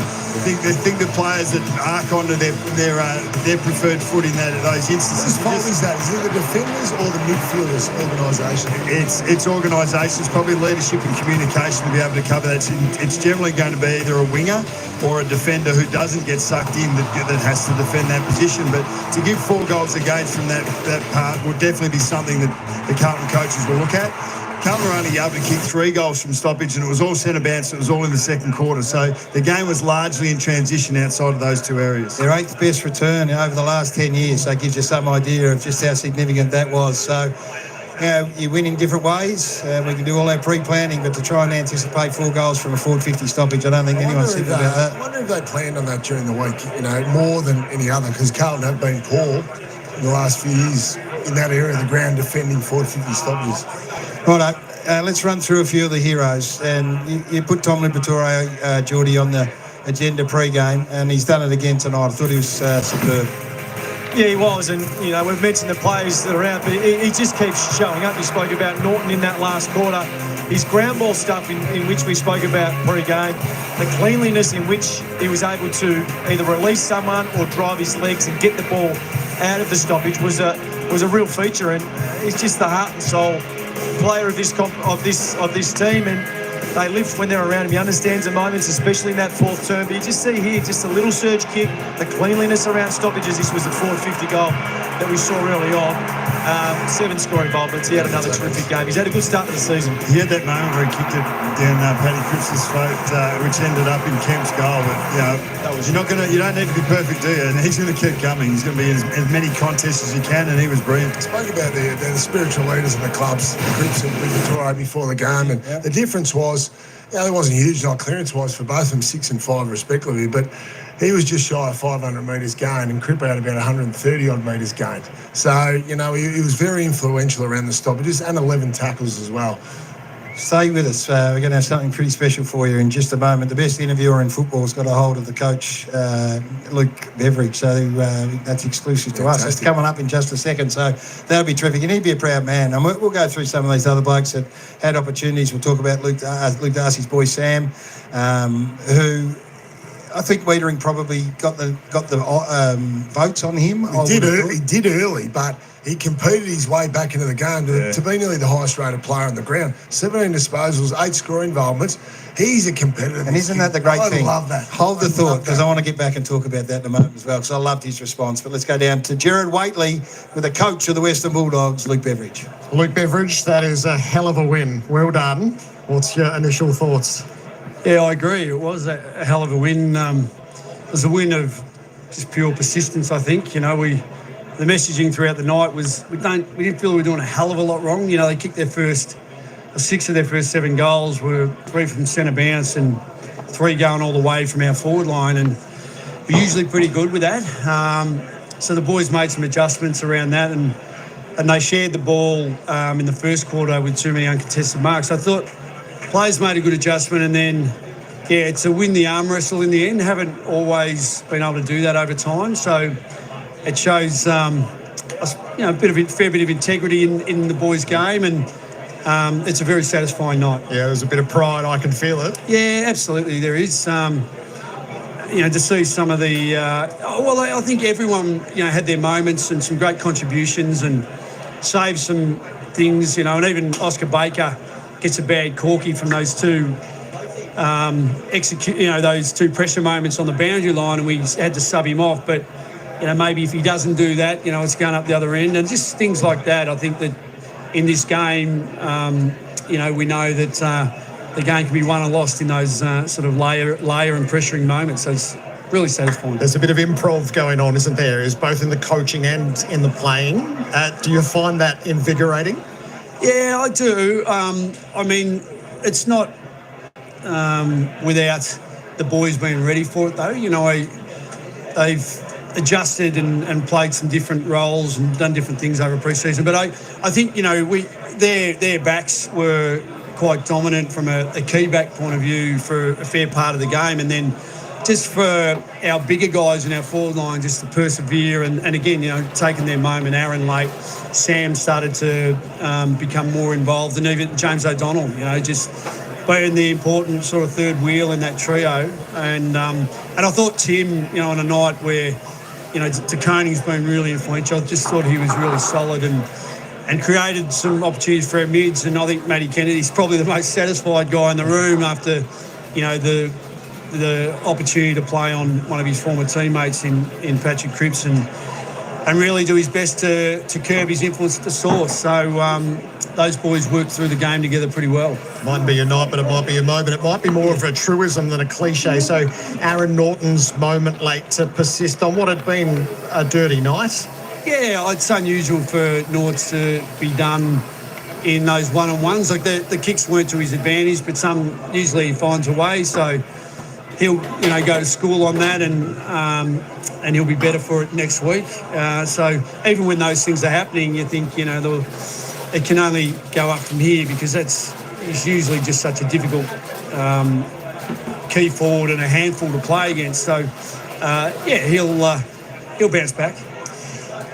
But he said, he kicked that goal in last quarter. It was critical for us, Sam Davidson, so these players who are taking their last chance in their 20s and absolutely seizing it. So he's had a game-high disposal count here. Hugely influential for you? Yeah, he was massive. I mean, I just said to him when he walked in, you played like Peter Matera, and he wouldn't know who Peter Matera is, and he was just brilliant. The influence from a third gamer at this level and what he was able to do was just outrageous. I mean, sometimes you watch the game, and you haven't really got a handle on the significantly influential players, but I knew throughout the course of the night that he was having a really, really good night out. And I think the way that they played, we were able to play through Davo a little bit through his wing, and that's outstanding for him and a real positive for us. Tom Liberatore, do you think he takes the captaincy seriously? He does, and he was obviously really flat with himself with that turnover in the last quarter, and that was a deflating moment for the team, and that's I think was a pivotal point in the game where you can really drop your heads, and so for the boys to stay up and be buoyed, and the voice must have been really encouraging out there. So another good sign after they sort of arrested the momentum back after that. And but yeah, he's grunt and what he did again for us tonight was outstanding. So we tied it all together. You come into the season with a glut of injuries to notionally first choice players. Opportunity opens up, demands are made. You're 2-1. You're heroic in defeat a week ago. What are these worth to you in the circumstances? It's really encouraging. Like, I think the boys who have gone into different areas, and whether it's Oscar Baker today, I thought, we put him in a bit of a different backline role at the state league level, and he shone. And I thought he was playing really well before we lost him. Del Frazier, and even like tonight, James hasn't played a lot forward, but we thought for the balance of our team, his role is going to be important. But I'm not surprised. I mean, I'm always the supreme optimist. We chart a course that we want to be, at the pointy end. Whether you get there remains to be seen. But the initial signs are encouraging. I think we're fit and strong, and we just need to execute a little bit better in a couple of areas to maybe benefit a bit more on the scoreboard. But, the Blues were, they were significantly near the top of the mountain, so it was really difficult to overcome, and it seemed insurmountable early. So really satisfied, and hopefully we can continue to grow. Good, you at your presser. Thanks, Luke. Appreciate it. Thanks, Jared. Ta, mate. win. How good is that? Gerard Waitley getting Luke Beveridge, the coach. They gave up the 4 first goals of the game. Let's not forget that. They looked like they were struggling to find any run off the back half, and here they are. They've walked away with a really meritorious 8-point victory, and for all sorts of reasons. And Luke alluded to them. There are stars, and then there are your role players, if that's what you want to call them, who are all outstanding today, and they just were so well served by their next run. But isn't that the beauty about our game? Like everyone complains about the length of it, but you see they're on the ropes in the first quarter. Then they've got to try and work out their way back. So they go, okay, let's go after their uncontested marks. So they go after their uncontested marks. Their transition game wasn't good, but then just so many little storylines within the game, which makes it fantastic for an undermanned and inexperienced side like the Dogs to work their way through. As Bevo said, they're lesser lights. So Oscar Baker comes in, plays an important role. I thought Dolan he's break the space with Vandermeer, McNeil, Davidson himself off the wing. It was evident from up here. The longer the game went on, the more they were able to break away 5-10 metres from their direct opponents to pull Carlton apart and to give the ball carrier options. And it was just their hard running that gave them those opportunities. Just quickly, we won't dwell on it too long, but on the flip side, we've spoken about Carlton like this before, about their lack of run late in games. There's been a question mark. It's a bit of a sense of deja vu about it in recent times. Hey, so we had the Darcy conversation, and I thought that Wiedering did a fantastic job. I watched his positioning sometimes without even impacting the ball. He was able to deny him footy. In the end, Sam Darcy's come up and just had this sentiment, the number 1 rated player on the ground. The big blokes don't get any shorter, do they? They don't. 17 touches, 9 post-clearance contested possessions, which you can explain to our listeners how significant that is for someone of 208 centimetres. He's had 8 score involvements. So what I loved about him is when he appealed for that free, when he stopped in the middle of the third quarter and appealed for the free kick, and it just looked a bit like a didn't he? And then his next 4 contests he won, and he had score involvements, I reckon, on the back of it. So I love, like all of you boys, I love everything about him, but I think it's his mindset and his willingness to compete, which I love the most. Absolutely. Well, you think of last week's game and the plaudits that he got for it. It's so easy for a young player to get ahead of himself in that situation. He only had 6 touches in the first half, and I agree with you, Gaz. I think he was beaten by a very good defender who was prepared to put the body on him. But this just shows the mettle of the young fella, the grit that we spoke about, the grunt. You know, he was prepared. He was able to stay in the contest, to work his way back into it, to find a way to position himself on the ground and still have impact. There's Luke and Becky's mum, and that's the great Simon Scoob O'Donnell. So some champions of various sports. I wouldn't call Simon a champion footballer. I'd call him a champion cricketer. Yes. He had some time at St Kilda, who won himself the nickname Scuba. Geez, he could hit a 6 though. He could hit a ball. Hey, no question about that. And his son has kicked the sealer tonight, and the Darcy boy continues on a generational. Just quickly on Darcy, and it's fantastic. They'd be just so proud, wouldn't they? But the one thing about Sam Darcy, he puts himself in the firing line. Yep. He makes the ball have to go through him, and that's what you want. He just keeps going to the well, because it's hard if you're trying to get too tricky and you're getting offline. Put yourself in the firing line, and you're half a chance, aren't you? Well, he's playing the toughest position on the field. There's no doubt being a key forward. We expect so much of the key forwards in modern footy. You don't just have to beat your opponent. You need to beat team defences. You need to beat the third man over. And it is the toughest position on the field, especially when you've played well, you know, leading into it, and you're a target and you're one of your team's best players. You're going to be trying to be broken down by the opposition, and Carlton did that really well, but not for the full 4 quarters. It's hard to miss him. It's hard to miss him at 207 centimetres. Hey, so that's one end of the ground. We paid our tributes also to Wiedering, who I thought was fantastic. Liam Jones' impact on this team, and he brought it up pre-game, Brownie. So I watched him really closely. So he didn't start on Curnow, didn't go to Curnow. He just picked off whoever was next in. And then when Curnow got hot, he goes to Curnow, and I reckon he won the next 5 contests against him. And then Kemp kicks his 5th goal, which was superb, and he goes to Kemp.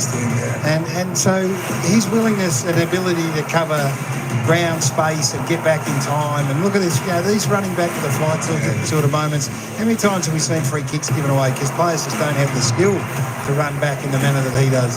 So important. We were spoilt today. We had 2 of the great full-backs of the game going at it. And totally different. Yeah. Totally, he's got really good body awareness, doesn't he? You know, he's a fantastic athlete. That's one thing, but you've got to have the body awareness. So, you know, he's spinning around and having to turn and keep an eye on different opponents, and really quality puncher, intercept marks when he has to. Lob's probably more the intercept marker, but they form a really solid combination back there. He plays like a forward. Like if he sets himself up, like I mean, we speak of Mackay a lot, the Essendon Mackay. Mackay plays like he has to be really rubber tight on his direct opponent.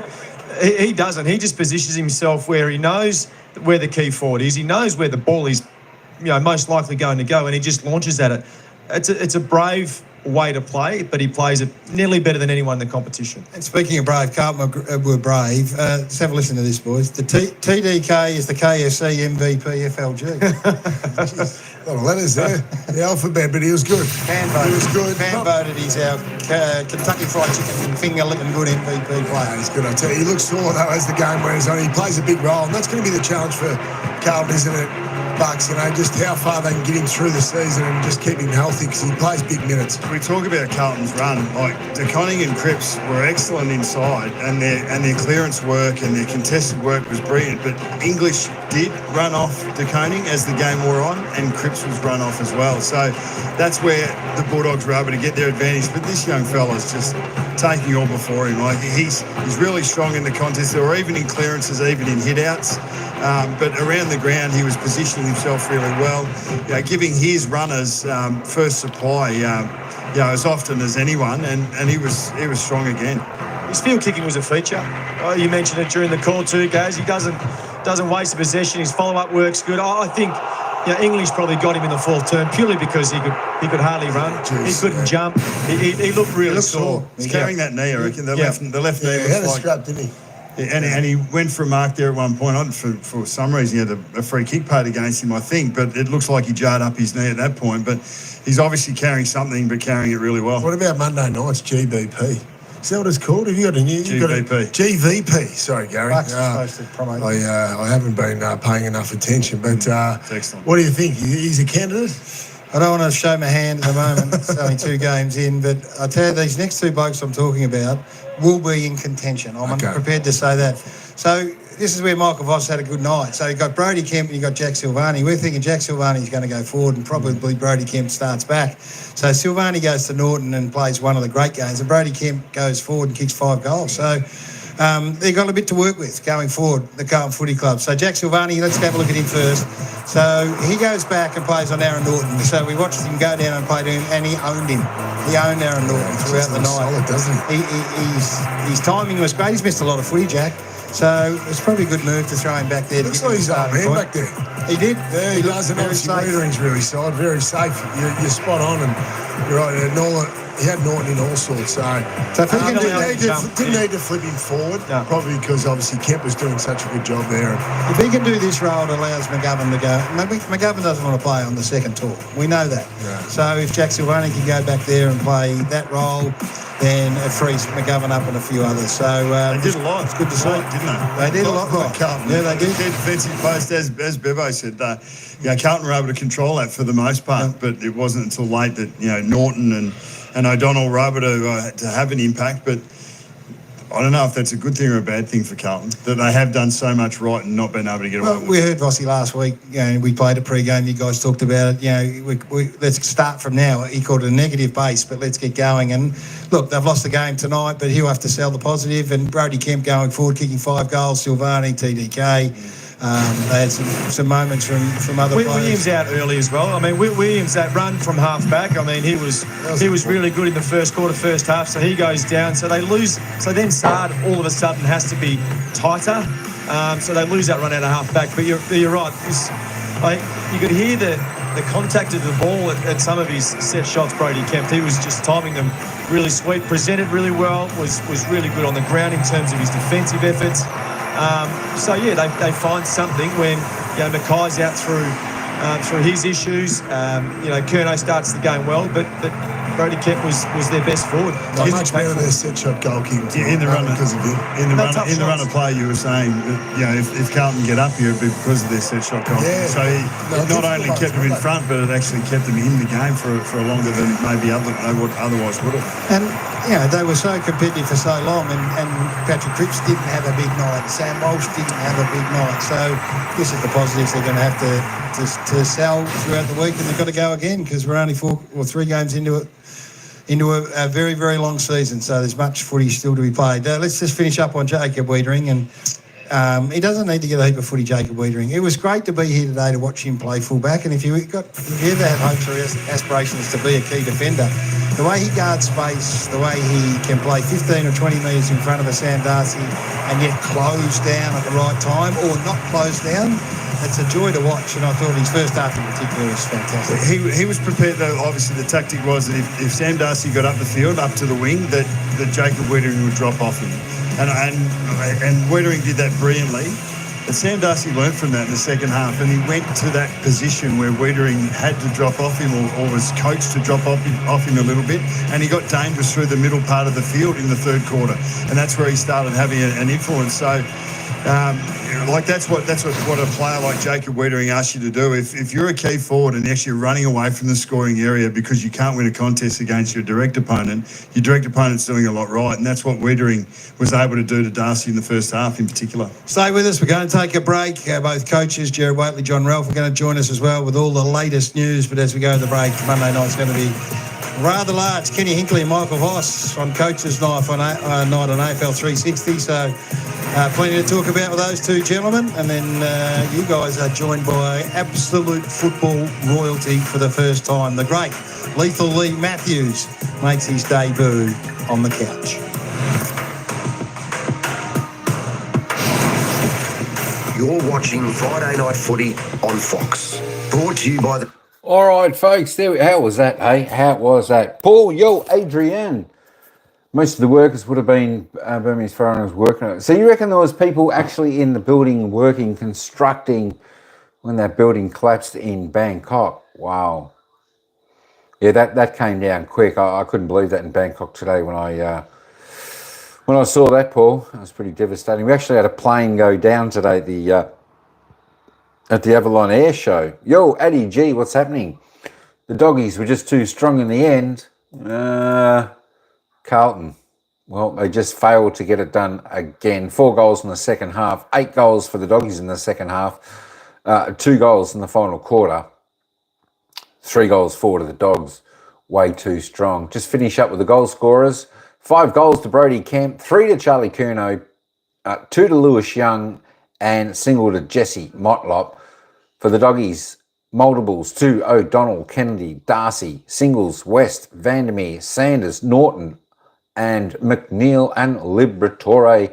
Of course, Libber will probably be... No, it was Sam Davison who took the win in the disposal count there with 31.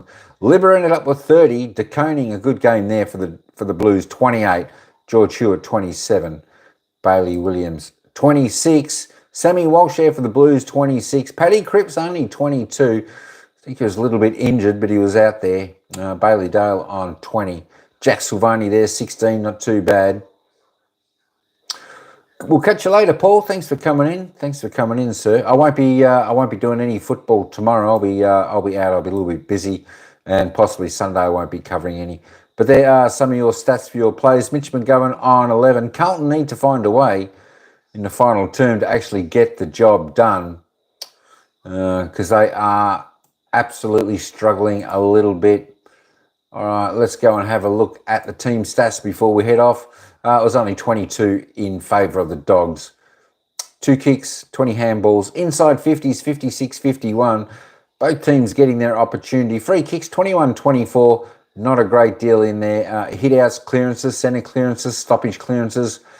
Look at that. It is all... This is a tight game. Just the uncontested possessions. The Bulldogs just controlled the ball slightly more with about 28 more for the game. Turnovers both similar as the contested possessions. The marks, look at that. Won the difference. Marks inside 50, though. Carlton found their target a little bit more, but just couldn't quite kick the ball accurate enough to get that job done. Tackle count, there we go down. Both teams tackling pretty good. Carlton on their average. Western Bulldogs above average. Carlton, though, doing well inside 50 tackles, 15-8. They were the team stats and the player stats. The summary is there. If you have a look at that worm, Carlton certainly came out of the blocks. They controlled the game up until half-time, and then the Dogs slowly started to peg them back. And the Dogs only got in front at the 18-minute mark pretty much. or the 12-minute mark of the final quarter by a point. Blues back in front, and then the Dogs, with the last 2 goals of the game, finish them off. But a fantastic effort with even a couple of stars out for the Western Bulldogs. It was a great game. All right, folks, that's all I got for this one. We got the poll wrong tonight. We had 61% saying the Blue Baggers. Unfortunately, they didn't get up for the Carlton supporters, but there'll be a lot of happy Western Bulldogs supporters out there today. All right, before I head off, we'll take you just to a little bit of the press conference of Michael Voss, the Carlton coach. Second quarter, we give 2 D50 stoppage goals against. Just the detail of that, and just being able to stick on what we do and our method and how we want to defend that part of the ground. And in the third quarter, just enabling their marks and getting territory really easy on the ground. So we weren't able to take that off them, but probably through the third quarter, I just felt like we sort of, inside 50 entry was off, and we fueled their game and invited them back in. And then the last quarter, you don't have the composure to go away. 8 free kicks in the last quarter. So we just got to get better.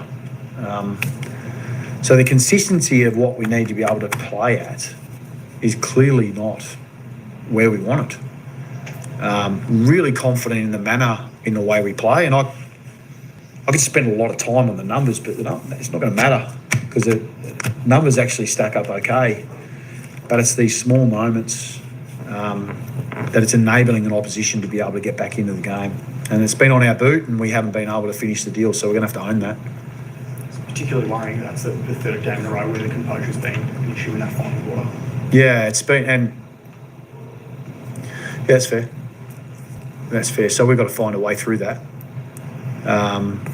And so we'll go back, have a look at it.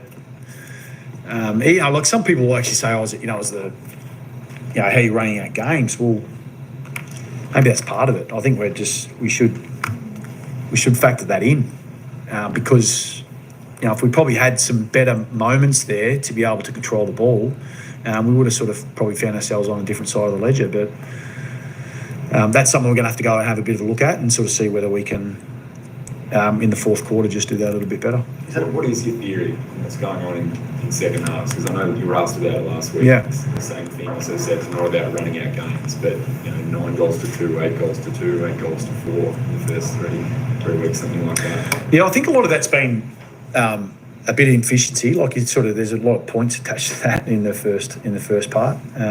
But today, there are varying reasons. But ultimately, obviously the Bulldogs are able to step up their game and they owned the ball a little bit more than we would have liked.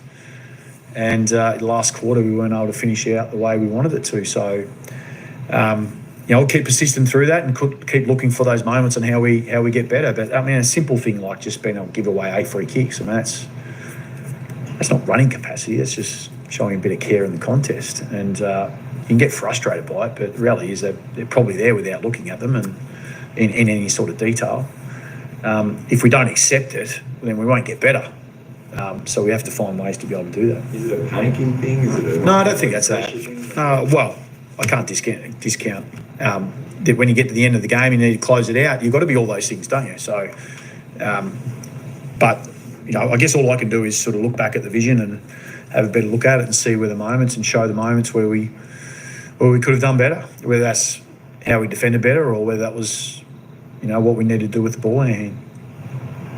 How did you view your inside 50 efficiency tonight?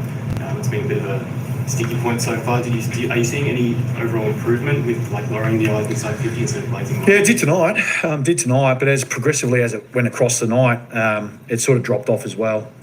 So again, it's just the consistency of being able to reinforce the way we want to be able to play, and we had some great moments and ones we'd like back. So it's glaring of what we need to get better at. I guess what we're really conscious of is ensuring that while we're progressively trying to get better at that, is that we hold on to some of the other parts of the game that are holding up okay. You look at our contest work, you look at our clearance work. It's been really effective. How we've defended the ground, generally been pretty good. So it's about being able to put those fundamentals down strong, but also in the background just constantly work on some of the things we know we need to get better at. How do you actually coach composure? Oh, repetition. It's repetition. Trust in roles, consistency in the way you play. So there's a variety of staying connected to each other.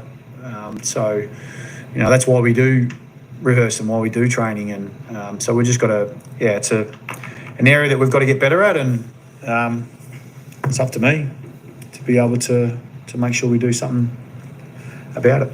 How's Paddy Cripps feeling physically out there? He got a bit of work done. Looks like he was struggling towards the back end there. Yeah, I'd have to have the answer is I don't know, other than I saw what you saw. So, but he finished off the game. So, other than being a bit sore, I think he's fine. What's the severity of Zach Williams? Looked like he grabbed it at an Achilles there. Yeah, again, we'll investigate it, but we think it's a very, very minor calf. So, I think we've got to investigate that one a little bit further, but nothing major, no. Do you take more caution given his history with soft tissue injuries? Well, we thought we might put him back on, but that's the reason why he didn't go back on. Yep. The ball movement looked a lot better in the first quarter, but seemed to drop away. What do you put that down to? I wish I had that answer right now as I'm sitting in front. So it's the time to sort of go back and probably look at it. I've probably given you as best a summary I possibly can at this point in time to, but we always look back at the vision and make sure we get the data and we get the right evidence, and then we put it in front of the players and we put a simple solution forward on it. So we've progressively seen it improve from the first week to the last. But again, I'll say you don't always get that on your terms either. So being able to play you for longer and do attention to detail, be better around contest at different times, know how to use the ball, defending critical moments. That's why the game is really demanding, because it includes all phases, and you've got to be consistently good at it. Michael, your general view on being 0-3? I mean, I remember being at that open training session before the season, you're sort of talking to fans, an exciting season ahead, and 3 rounds in, you're 7 goals up in round 1, and now you're without a win. Dug yourselves a hole. History suggests it's a long way back. Well, I think for us, it's about, for me, it's in terms of the context of the season, we're at the start. So there's plenty of runway. But we've also got feedback to suggest that we've got to get better. And that we've got some real, I guess, parts of our game that are a bit more obvious than others. So that's what we'll do. And, from when you watch us play and you sort of see the better parts of our games and you see how we were able to play that, it's worth persisting with. But the message will be pretty simple from me. Make sure we get really clear on our roles, continue to keep playing us, and the right times we need to put composure in a game, then we'll keep coaching it. Michael, you must have been encouraged by the games of Jack Sylvain on his efforts on Aaron Norton to quell his influence throughout the course of the game, but also Brody Kemp with his performance up forward, and also Lewis Young, who played that defensive role, really making it at times difficult for Rory Hall. Yeah, and this speaks into the parts that there's a lot of parts that are going well. There's individuals who are going very well. I'd say even Jacob with the role he had with Darcy, he persisted at that, but good players also keep showing up, which is what he did. So it's a credit to him as a young man. But there's plenty of parts and plenty of individuals to be able to sit here and acknowledge. So that we will highlight, and we will reinforce the individuals who are able to do that. But as we know, it takes a squad and it takes a team to be able to get the job done, and we need to do it more often. And we're falling short right now, and that's what we need to accept to be able to get better. Former Blue Matt Kennedy, did you take much notice of his performance tonight? Well, he's one of the other 22, 23 Bulldogs players. So that's the way we look at it now. That's. Did you take much notice of him specifically? No. I mean, other than being another player that we've got to try and beat. It's when you're out on a football field, there's mates off the field, and then you compete against as competitors. And so, he's one of those particular players, and they get the win tonight. So he's obviously the happy one, and we're not. obviously at 0 and 3, how much do you now sort of throw out, well not throw out, but stick to your guns and grit your teeth and just say, roll up our sleeves, and how much do you rechange things up a little bit and try some new things next week? I think sometimes it's actually one of the questions you get through these periods of times, what do you need to change? What I actually find the hardest part is what do you need to continue to reinforce and keep doing and keep making consistent. Because the more change you make, it doesn't necessarily work out great. But at the same time, you've got to look for your adaptations. You've got to look at how you grow your game. You've got to look at where you can find the small bits of difference that can help us move forward. So we'll do that. We'll flip every rock we possibly can, but it won't come without a really consistent message and enough there to be able to suggest that we've got something to build on, but we've got some really clear things that we need to get after. So that part I find it's a bit simpler. Thanks, guys. Thank you. Cheers. Sticking to your guns at 0 and 3, Michael Voss with a pretty thorough diagnosis. Composure with the chaser of run, but you might have them the other way around, Nathan Buckley. Yeah, look, it's hard to be composed when you're fatigued, and I think the Bulldogs ran Carlton into the ground, and that's 3 weeks in a row. So it's hard to get away from that. And there'll be analysis and there'll be numbers that will support that, I think, over the last 3 weeks. But it's hard as a coach to say that, because if you say that, that's not a quick fix. You can't quick fix your legs unless there's players on your list that can give you that. I thought Ollie Hollands and Lockie Cowan, there was a run where they worked back with Vandermeer over a 60, 70 metres in the middle of that last quarter. That was exceptional run, and they were able to turn it around and go back the other way. But for every one of those for Carlton, there was probably 5 or 6 for the Dogs. And that's why the Dogs were able to use the ball better, because they worked over an extra 10 or 15 metres to give the ball carrier an easier outlet, and Carlton weren't able to do that. How deep is the hole at 0 and 3? It's deep, because I agree with Bucks. When you sit out in this elevated view, as you had, Jared, you can see it. You can see the lack of run. We've seen it 3 weeks in a row now. So that's concerning for me. I still haven't changed my stance that you've got some real top liners, Carlton, but then they've got a lot of role player types. And I mean that in the most respectful way. So, there's concerns. There's a bit to work on there. Right. Just for instance, like George Hewitt had the ball in defensive 50 and he was looking for an outlet. Now, McNeil had just run down Blake Acres, and Acres is on the wing. Normally he would be down on the fat side, 25 metres lateral for that easy outlet for Hewitt to kick the ball to, but he looked to go to fat side and he wasn't there because Acres was absolutely spent and 50, 60 metres away from where he would normally get to for that easy outlet kick. And that's what running is, that's what positioning is, and that's what allows composure and easy transition of the football. And if you can't run hard enough and if you're gassed, well then it's going to show up in poor composure and poor ball use. All right, Ralphie, you're up in a moment. Score review. Score review. The Bulldogs over the Blues on Friday Night Footy. Super Saturday here on Fox Footy right throughout. The starting point is an intriguing clash at the MCG. Melbourne and Gold Coast. Will the Suns come of age at the home of footy, or can the Demons get their first win of the season?